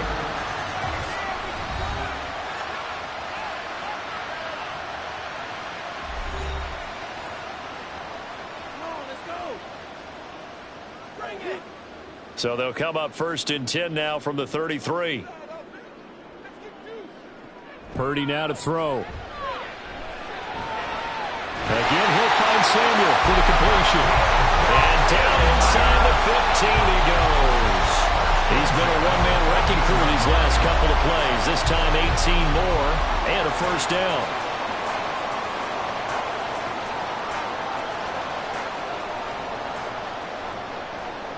And with just 4 seconds left in this first half, a timeout call.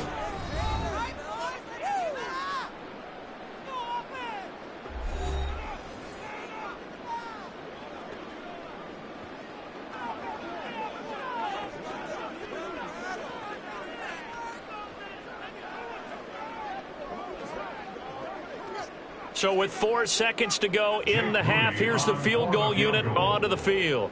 From the left hash, a 31-yard attempt. And his kick is good. And that will extend their lead even further. So a capper there with a pretty good first half. And I love the way that they put a chokehold on the clock and pretty much drained everything before they put the field goal on the board as they headed into the half.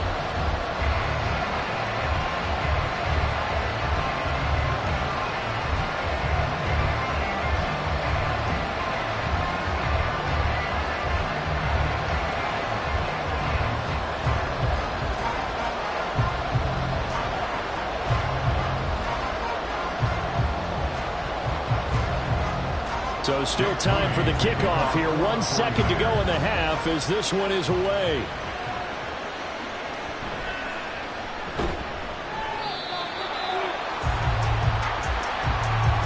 So we've reached halftime in a wild first half. We'll take a minute to catch our breath as we send you cross-country to Orlando. Jonathan Coachman is there and has our EA Sports halftime report.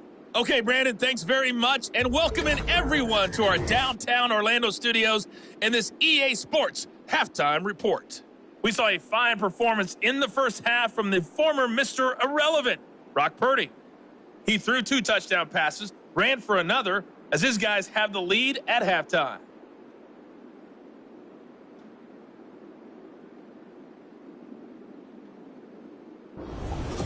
All right, Coach, thanks very much. Fine work as always as we welcome you back for quarter number 3.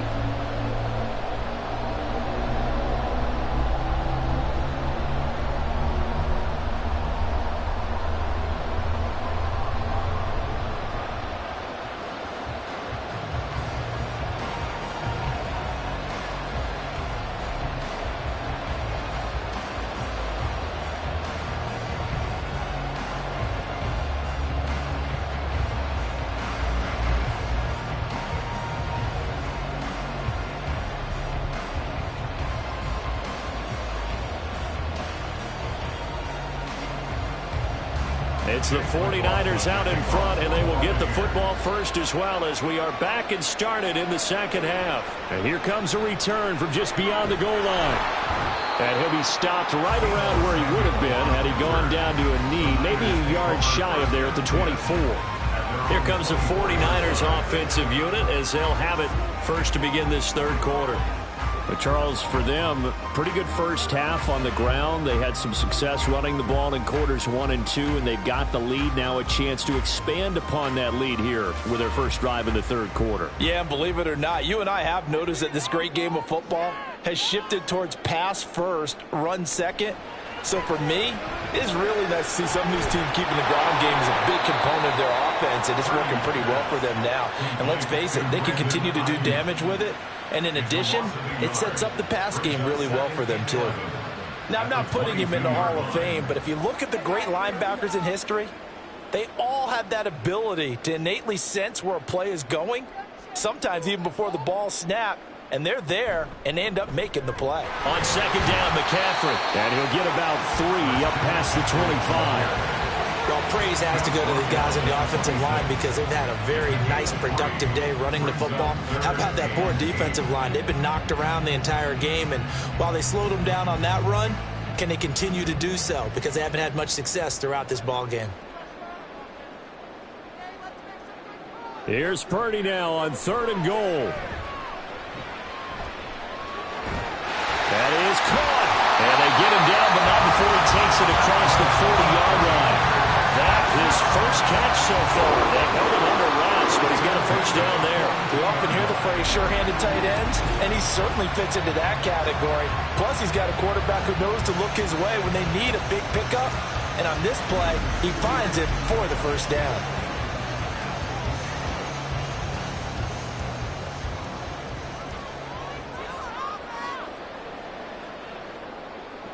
On first down, it's Purdy. And that's going to be incomplete. In the early days of the NFL, you could easily blame these drops on maybe some uneven or uncertain lighting in a stadium. Not anymore. The lights are pretty good. Yeah, they're great here at night, but his second drop, indeed, not a good look. Now a 2nd and 10.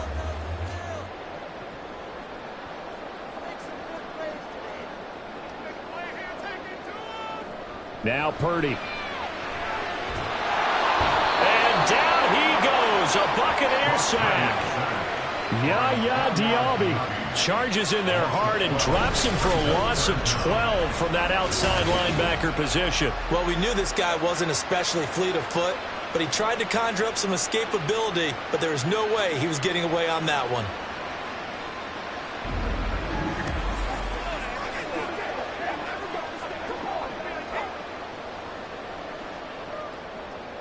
Now 3rd down and very long. Purdy. Able to find the open man. That's complete. And they got it well across midfield down to the 40 before it's all said and done. A real letdown defensively. That was 3rd and a bundle. but they allow the conversion. Another big play right there, and this is where, as an offense, you can really put the hammer down. You've got a double-digit lead, but those other guys, they've been hanging around. A touchdown here could put this game out of reach, and that's a strong step towards getting it done.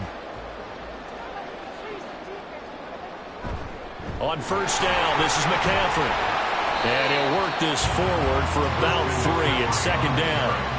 Yeah, I don't know if it's exactly a win-win, but if you're on offense, you'll take that kind of a run, all right? It was kind of stacked up, found a little bit of yardage, and frankly, they're pretty close to staying on schedule on offense. The playbook is still open for the coordinator. This a 2nd and 7 from the 37. Back to throw, Purdy.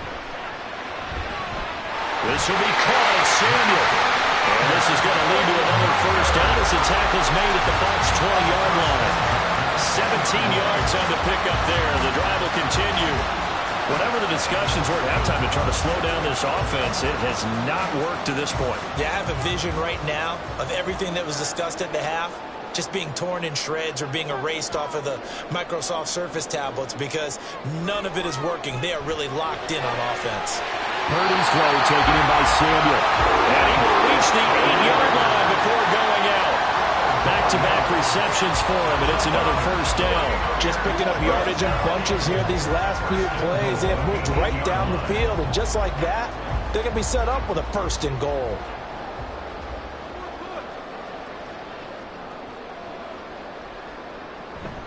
They'll try to run with McCaffrey. Slipped one tackle, but no more as he's knocked to the deck behind the line of scrimmage. It's a loss of a yard there, and now second down. Sometimes being a linebacker in the middle of the field is kind of like being a doctor on the field. You got to make the right diagnosis. Here he correctly sets his run and shoots through to make the play in the backfield. Throwing here, Purdy. His pass caught at the 4. Hang on now. We're going to pause here. We've got an injured player. Well, the medical staff is going to come out here and take a look, and we will take a short break.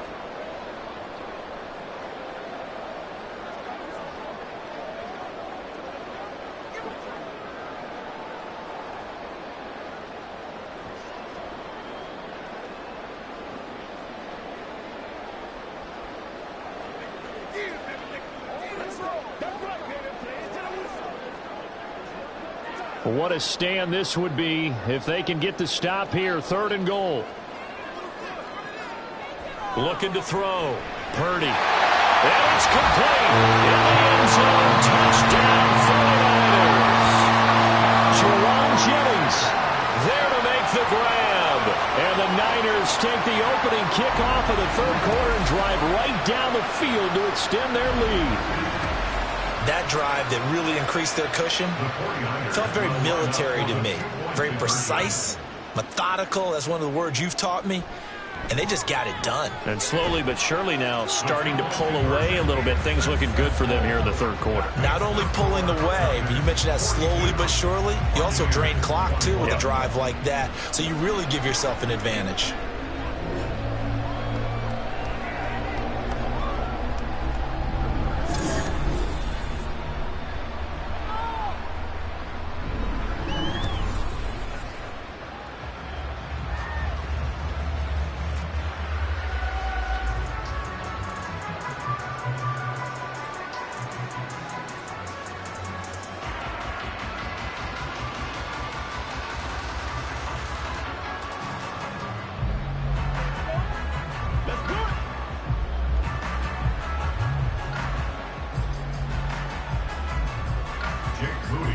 So after the made field goal by Moody, he's back out to kick this one away.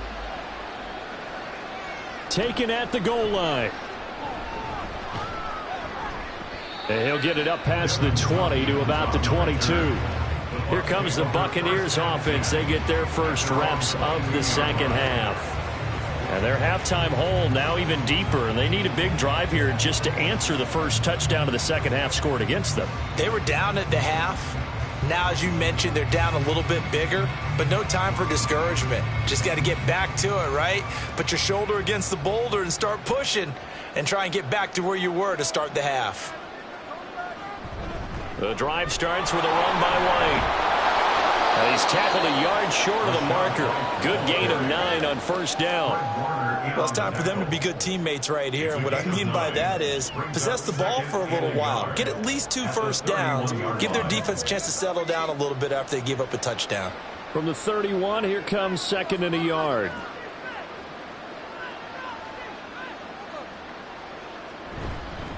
They stay on the ground with White. And he'll get it out near the 40 to the 39. That one, a first down pickup of 8. 2nd and 1, and people want to run the football. This is where every back in the league is supposed to do exactly what we just saw there. Pick up the first down. Back-to-back good plays have them on the move on first down. White, he'll try the left side. And just no chance of turning the corner. He can only get back to the line of scrimmage. 2nd and 10 coming up. His carries tonight, they're getting up there, so maybe one of those every now and then is understandable. I would agree with that. Understandable every now and then. Sometimes you come back and you fake it to him and go play action. But other times you say, okay, they got him on that one. We'll come back to him in another carry. They defer to White out of the shotgun. And only a couple for him there as the tackle is made at the 42. Well, that's not a run that's going to make any of the highlight tapes, but they've been moving it well all game on the ground. This is another one that keeps them moving forward. These guys have punted 4 times already, and they're staring at a 5th, barring a conversion here on 3rd down. Mayfield now. He's going to air one out. And that will be incomplete.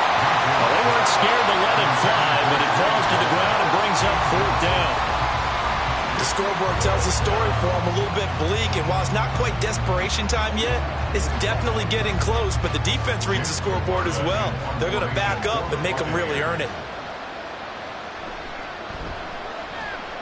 On 4th down, the punt team is on as this is sent away. Fair catch called for and made, but now we'll have to see about the penalty. Personal foul. Roughing the kicker. Defense. Oh, why are we doing this? This is one of the dangers of going for the punt block. And you know before you even call going for the block, it's a risk-reward play. So many factors come into it. They went after it, and you know punters, what they do? They leave their leg up in the air an extra count or two, hoping someone comes into contact.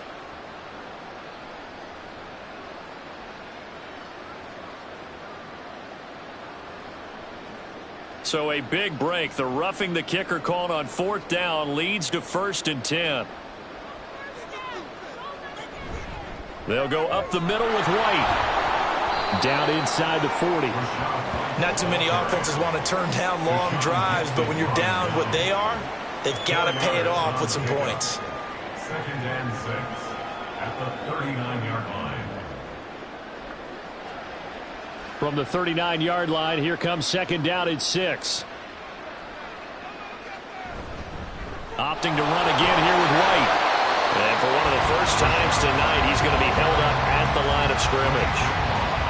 No gain on the play there, so they're left with a 3rd down and 6.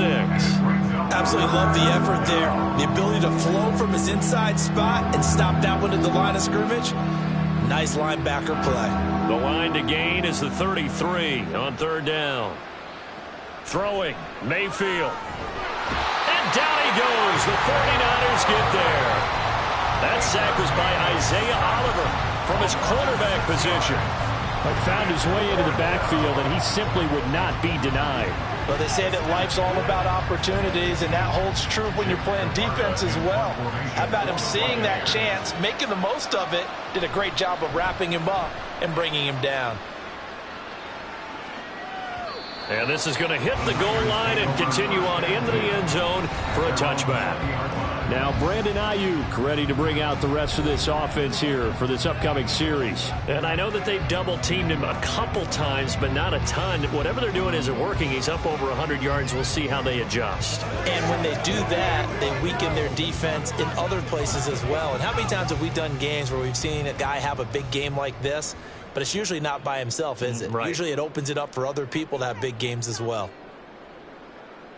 Here's Purdy on 1st and 10. Got a man. That's Ayuk. And he'll be out of bounds at the 25-yard line. They like going to him in the slot. He catches another one. I think this comes under the heading of until they stop him, why not go back to it? He has something going really well. Great working relationship with the guy throwing the ball, and they keep making the connection.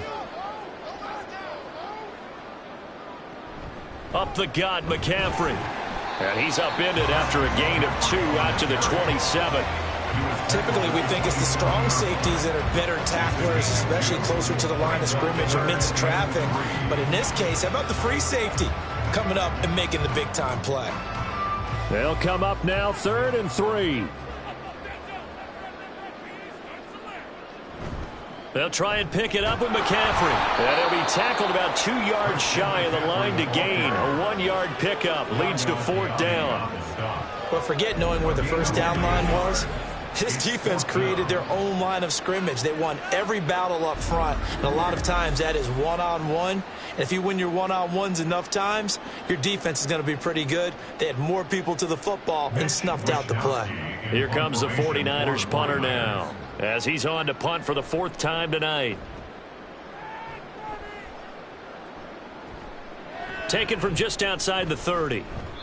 A nice return that time, gets 12 yards back. And out will come the offense as they take over. And Tampa Bay trots out there now. I kind of feel like they've reached a do-or-die point in this game, Charles. If they're going to try to pull off an impressive comeback, it has to start right here, right now. Yeah, now they've got a final chance to get out of this situation, but they also understand they've got to move the ball and move it fast. In addition, they need to save as much time so they can get 2 more possessions.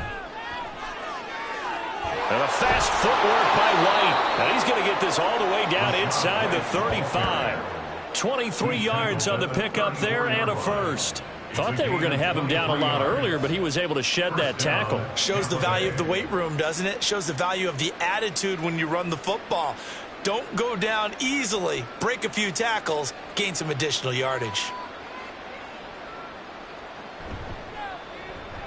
Quick throw caught by Godwin. It'll be a gain of 5, and it's 2nd down. It's a gain of 5. Brings up 2nd and 5 at the Niners' 29-yard line.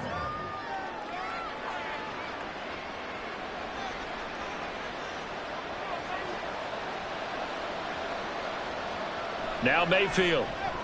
Got his man complete over the middle. That's Evans.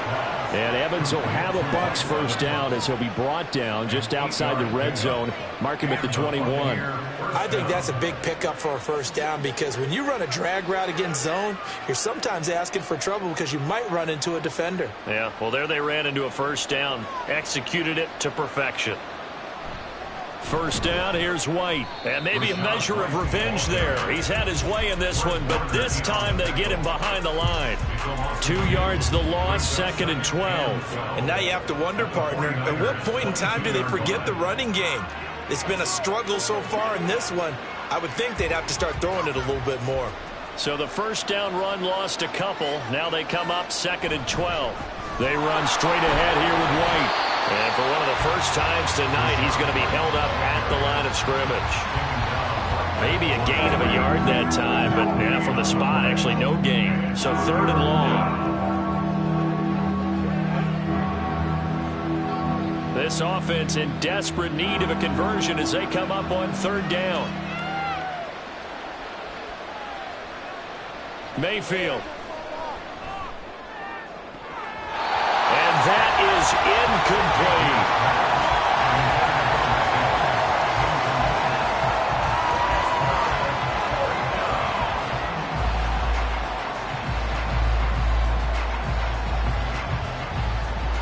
Chase McLaughlin now for the field goal try. It's a 39-yard attempt, right hash. And his kick here is good. And the deficit drops now from 21 down to 18. So the 3 points there, and CD, that helps him inch a bit closer. Yeah, partner, when you're losing, any points you see go on the board in your favor, you're happy to take them.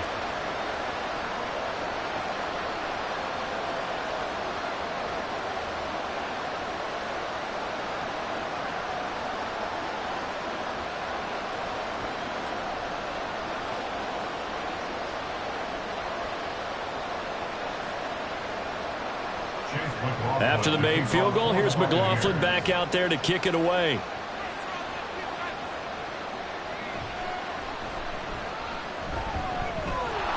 And fighting down inside the 25.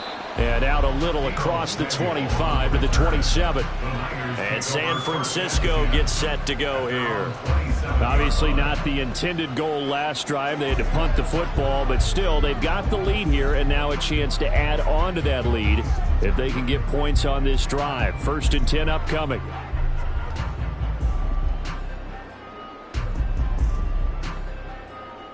Purdy going to lead the 49ers to the line. 1st and 10 at their own 27. He'll start by handing this off to McCaffrey. And not a whole lot of room to operate there on the first down run. He gets maybe 3. Not a huge carry there on first down, but not all of them will be. But still, all in all, a positive play for the offense. It's all about picking up at least a few to set up what you're going to do here on 2nd down. Snap will come from the 31 on 2nd and 7.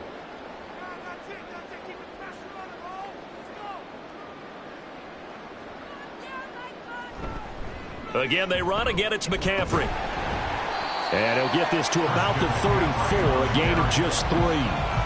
Just not a whole lot of room to operate there on that carry. No, not at all. They did a really nice job staying in their proper places and not allowing any lanes to open up. Coming up here looking for 3 yards to pick up the first. Purdy on 3rd down. He's got his target. That's complete. And he is going to have a 49ers first down, and he was able to get it by plenty. A gain of 8 on 3rd and 3. And that one was a lot of fun right there because that was the game within the game. 3rd and short, blitz was on. What's the key for the quarterback? Get out of your hands in a hurry. And that was a quick little completion. Got the job done for a first down.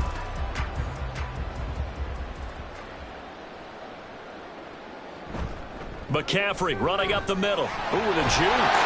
And good vision there as he's across midfield and down to the 45-yard line. 13 yards there and a Niner first. He continues to have a big night here under the lights carrying the football. And some guys prefer night games. For whatever reason, their bodies react a certain way. They love the spotlight. Maybe that's what it is. The best seats in the house, the ones where he's carrying the football for his offensive teammates. The worst seats, the 11 guys trying to tackle him on defense. Now Purdy with a throw that's caught by Samuel. And the result here, a pickup of 8. Leaves him with 2 to go on 2nd down. 8 yards pickup brings up 2nd and 2 at the Buccaneers 37-yard line.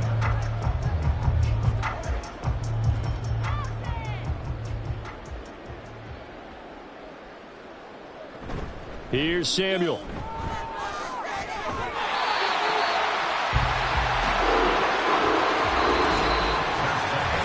One quarter remains here on a Sunday night. You are watching the NFL on EA Sports. Back now here in Santa Clara. It's 49er football here. They've got the lead as well as we get set to start the 4th and final quarter.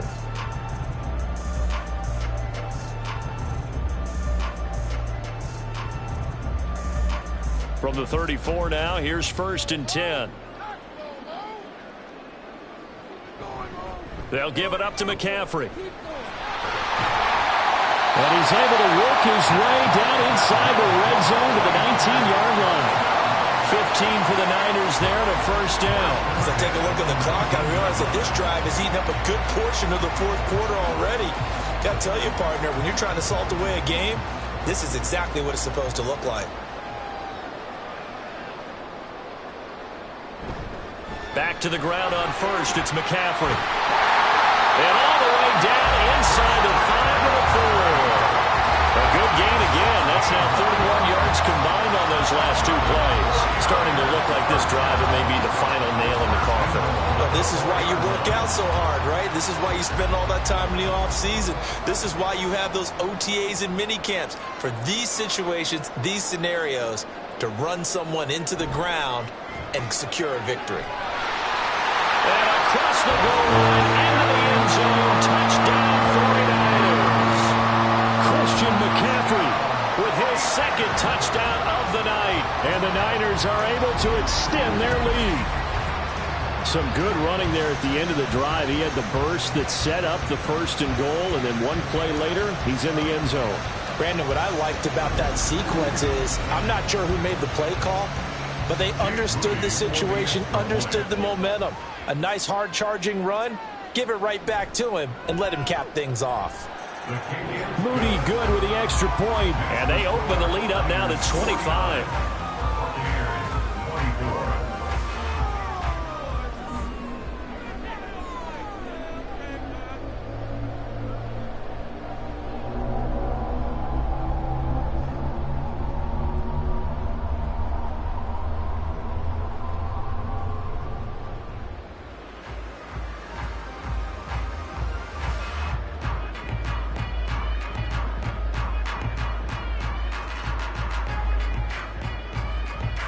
So here's Moody back out there now to send this one away. And he'll elect not to return this one, so they'll bring it out to the 25 on the touchback. Back now comes Tampa Bay. And after the field goal last time, we'll see what they can get here. At least they got points out of the last drive, Charles. I never met an offensive coach that didn't want to drive to end with a kick. Most of them wanted to end with a PAT, right? In this case, a field goal, they'll take it. Way better than the alternative, which is a punt. Yeah, but you met fan bases that wanted that, that weren't happy with that field goal. I haven't met a fan base yet that wants to drive to end with a kick, other than the extra point. That's it. Mayfield's throw taken in by Evans here. And they're able to get this one across the 35. The drive starting with a first down, 11 yards on that pickup. Well, this game is certainly pretty well over. They go ahead and mark it in the win column. But as a defense, they don't want to get so soft now that everybody just throws the ball all over the place against them, gets big yardage, and puts points on the board. They have pride, too, on that side of the ball. Mayfield on first down. Now throw right side here, going to be incomplete. Another pass attempt, another incompletion, and they're just a little over 100 yards passing here in this game, so defensively, pretty good job. Definitely, because they were never really able to get the ball in the hands of their playmakers, so a lot of credit to the defensive game plan, and especially the execution.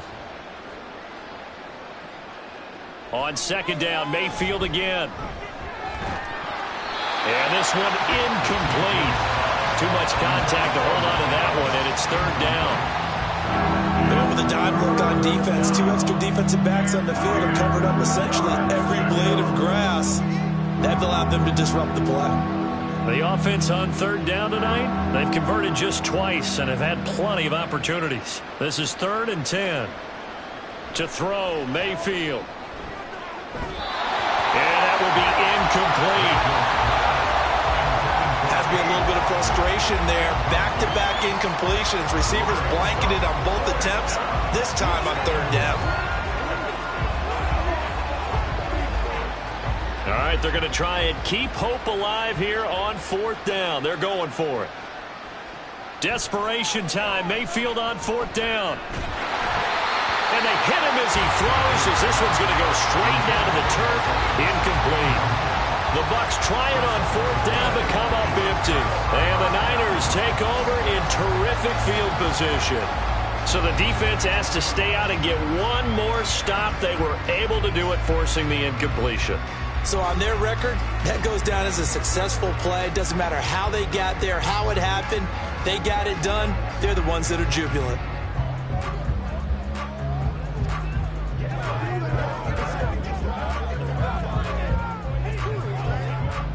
So from the 36 now, 1st and 10.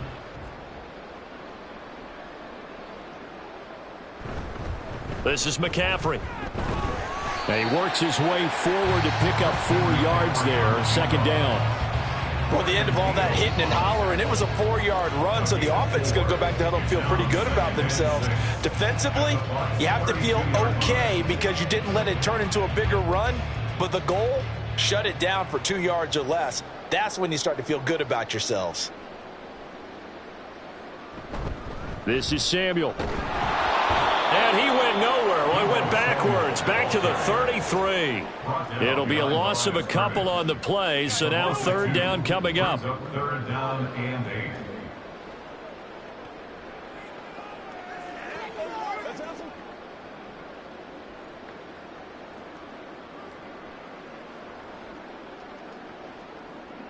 They'll bring a tight end in motion left. Third down, here's McCaffrey. Oh, he's got a little daylight. And they move this all the way down to the 9. They're able to convert on third down, and that sets up a 1st and goal. Brandon, when the defense just simply can't get off the field on third down, we all know how important that down is for both sides of the ball. You often feel like you're just a step behind whatever they're doing offensively. And one of the differences in this game, no doubt, third down conversion, and that is going to be a story they'll talk about after this one. And for one of the first times tonight, he's going to be held up at the line of scrimmage. They'll say no gain on the play, and it'll be 2nd and goal. Looked like he was trying to bounce it outside, but no success. Yeah, sometimes you got to just figure out where you're going to go, and sometimes you just have to take it to another spot. In trying to get it outside, the defensive pursuit was there and just ran him down. This is caught. Touchdown 49ers. Christian McCaffrey, a 9-yard touchdown grab. And the 49ers have sewn this one up as they add to their lead here in the 4th. Boy, he has been fun to watch throwing the football in this one. And certainly not fun for that defense, though, Charles. Now up to 4 touchdown passes in this ball game. Yeah, we're supposed to be neutral, but I'm feeling their pain right now because he has absolutely carved up this secondary. A clinic on how to attack a defense and take them out of the game. Moody good with the extra point. And this one was over a while ago as they just add on to that big lead. 24.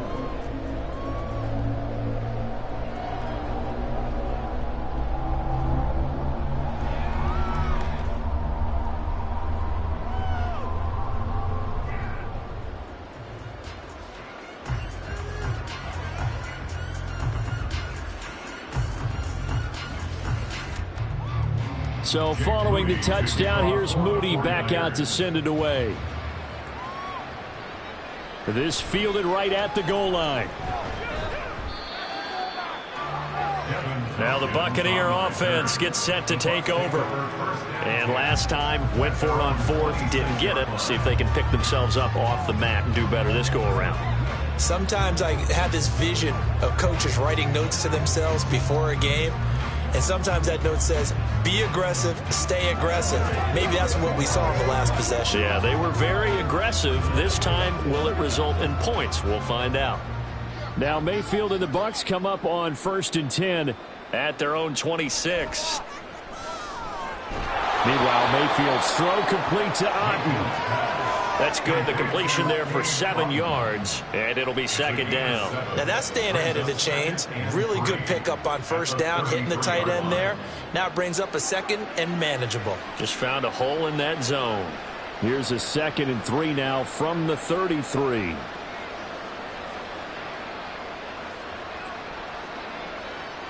Mayfield looks to throw. And that almost their first INT of the ball game. Had his sights on it, but he couldn't seal the deal. Well, he's smart enough to avoid the taunting rule, but I'll guarantee he quietly has told them, you might want to stop coming after me downfield because I just broke up another pass and took away a big shot that you were trying to succeed with. 3rd and short yardage. Mayfield working the middle of the field, and he's got a man complete. And he is going to have the Buccaneers 1st down as they're able to get the 3rd down conversion. This has to go down as one of the simpler routes in the playbook, but oh so effective. Nice completion there. Keeps the sticks moving.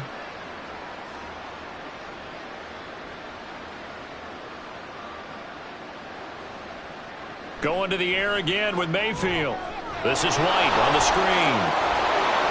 And he'll take this to the other side of midfield before going out of bounds. 10 more there and another 1st down. When you run a screen pass really well, you got to like the look of it because so many parts come together to make it work well. The offensive linemen where they're faking people out, the back slipping out there, catching the football, then all of them going together as one unit downfield. A really nice pickup. Mayfield's throw going to be into the hands of Evans here. Give him a gain of 5 on the completion, and that's going to bring up 2nd down. It's a game of matchups, and that's why you take your receivers and move them around a bunch, especially your best guys. And when they work out of the slot, You often hear the coaches talk about how great it is because it gives you a two-way go. You can break out or you can break in. That makes it hard to defend. From the gun, Mayfield. And his throw's going to be incomplete.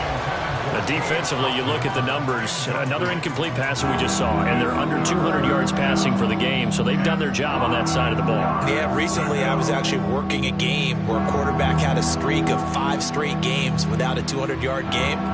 And that was a big talk, both in his town and amongst his team. How do we get the passing game going? So, big credit to... And the Niners get there and bring him down. Javon Hargrave, the D tackle, getting the sack. Well, many times when you talk about mobile quarterbacks, you get the sense that they feel like they can get out of any bad situation. They keep moving around and trying to emulate guys like the Scrambler or the Dodger. Instead, they keep losing yardage and digging themselves a hole that they can't get out of.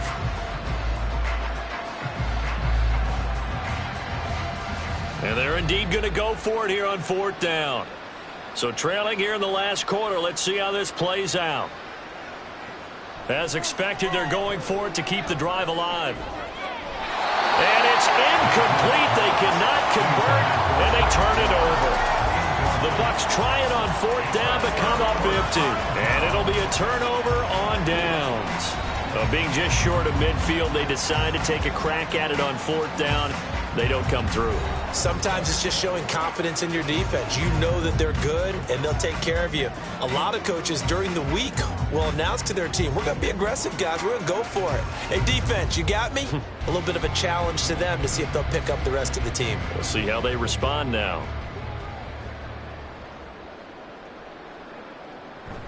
On 1st down, this is McCaffrey. And for one of the first times tonight, he's going to be held up at the line of scrimmage. No gain on the play there. 2nd down. Run blitz there defensively, something we might see more of here in the 4th quarter. I think we'll see a lot of it, and the difference between that and a pass blitz, you're just trying to get to the quarterback. You're trying to scheme someone open who will get to the QB and make sure he gets on the ground. In a run blitz, you're actually trying to cover up gaps, trying to cover up holes so they can't run the football. And past the 35, he'll be dropped a yard or two shy of the 30. His big game continues. 10 catches now and another 1st down. Still throwing the football here, even with the big lead. Yeah, I know you and I came up in a different era, and we think about sportsmanship and all that. Other people think about fantasy points and getting their numbers. That's all they care about right now. Shotgun handoff now to McCaffrey. And for one of the first times tonight, he's going to be held up at the line of scrimmage. Levante David in on the tackle. He can rack up those tackles in bunches in the run game from that middle linebacker spot. And what he has to do is make sure he congratulates the guys in front and tells them thanks a lot, because as the guy in the middle, the Mike linebacker, you're counting on your front 3, your front 4, front 5, whatever you've got in front of you to take up all the blocking, allow you to roam and hit, and that's what he did on that play. And they'll be inside the 25 now at the 24. That'll give them 8 that time. And now that sets up 3rd and 2.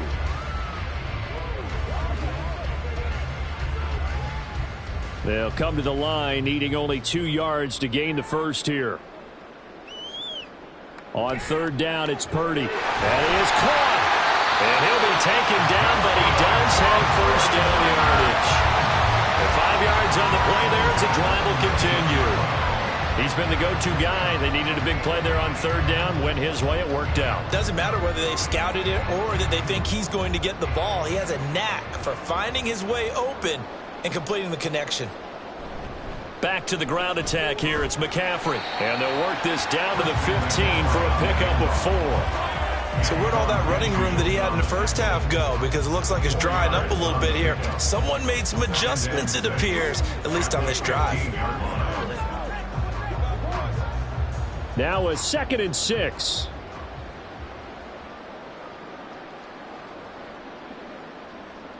Purdy will set up to throw it here.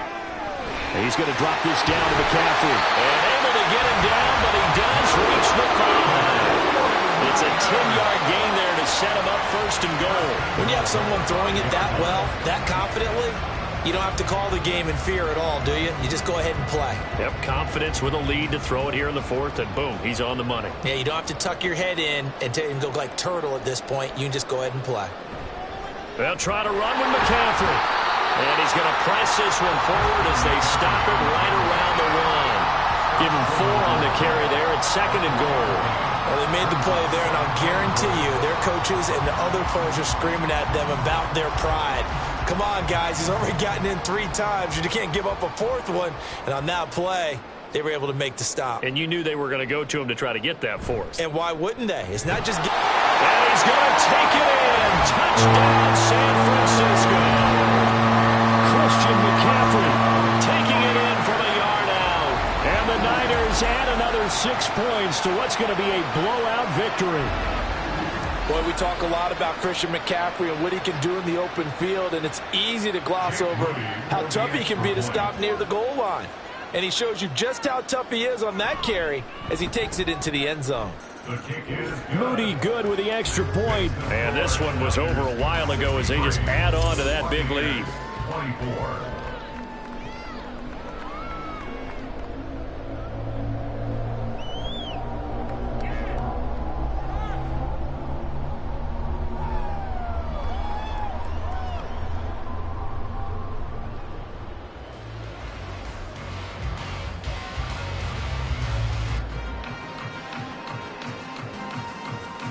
So after the made field goal by Moody, he's back out to kick this one away. From a yard or 2 deep, here comes a return. And ultimately cannot get this out to the 25-yard line as he's dropped at the 23. The Buccaneers offense ready to rock and roll again.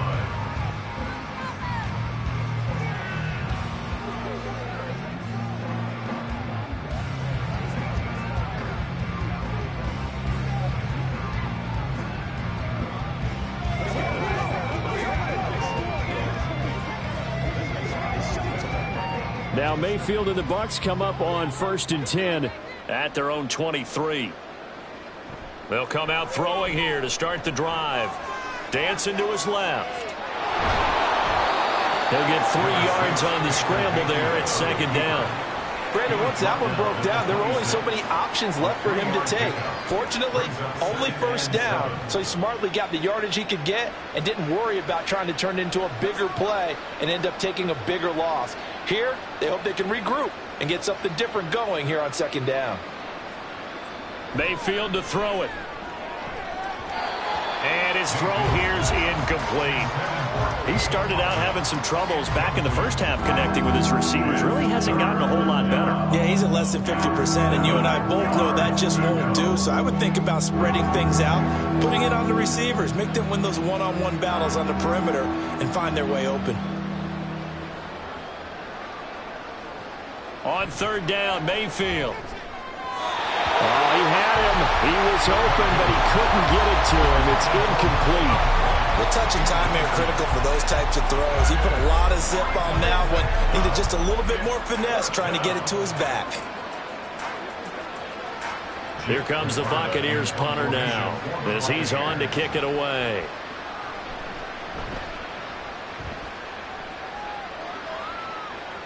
And a fair catch signaled for and taken successfully. They call it 38 yards on the punt, no return. And it will be 1st and 10 as they take over.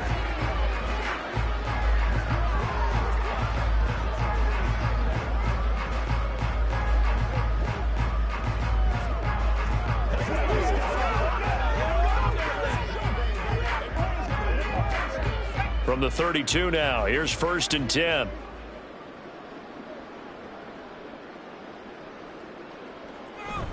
They'll try and burn some clock now with McCaffrey. And he's going to get a solid gain of 9 before being brought down. 2nd and right at a yard. I know you're trying to wring every yard out of a run, but I think 9 yards there is ideal in this situation. Yeah, now next couple plays, you only need 1 yard. Keep that clock rolling with a lead here in the 4th. Yeah, what you're saying is maybe if it takes you 1 or 2 more runs to get the 1st down, that's extra time, extra plays. Really hurts the team on defense. And he'll be brought down right at the 45-yard line. 4 yards the pickup, 1st down. Sometimes I get almost mesmerized watching these runners who have great vision. You know, those eyes that carry their feet to open spaces, make people miss. I just love watching those guys go to work. Just 2 minutes remaining here in the fourth quarter of what has been a one-sided affair. So it's 49er football here as we get you reset. And they have just about put this one on ice as they've got it here, 1st and 10. They stay on the ground. McCaffrey again. And he's able to get across midfield and down into Buccaneer territory.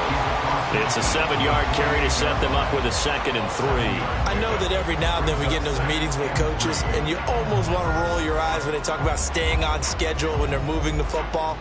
But would you say a 7-yard run is ahead of schedule? Fourth quarter with the lead, you love that, don't you? No doubt about it, because staying on schedule is trying to get 4 downs on 1st down.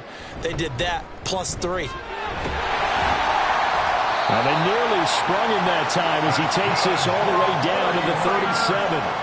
The Niners have the 1st down on a gain of 11. Brandon, every great running backs coach I've talked with has always talked about when you have great vision, you're not consciously thinking about your cuts and your moves.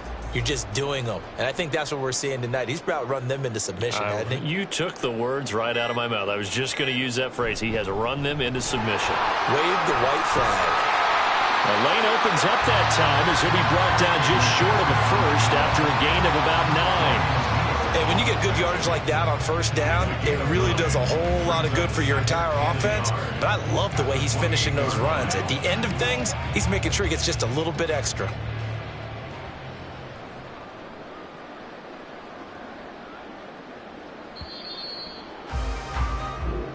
Well, partner, under the lights in primetime, this offense, they gave the nation quite a show, putting up that many points to come away with what will certainly be a memorable win for them. And, Brandon, I think it's as simple as this. Some players, some teams, they're just meant for the big stage. And when they get a chance to play in this type of atmosphere where all eyes are on them and all the lights are shining brightly, they show up and they show out.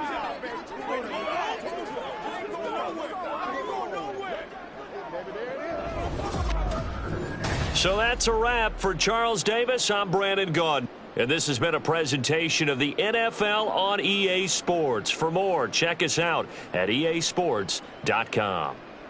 The 49ers get the win here at home as we say so long from Santa Clara.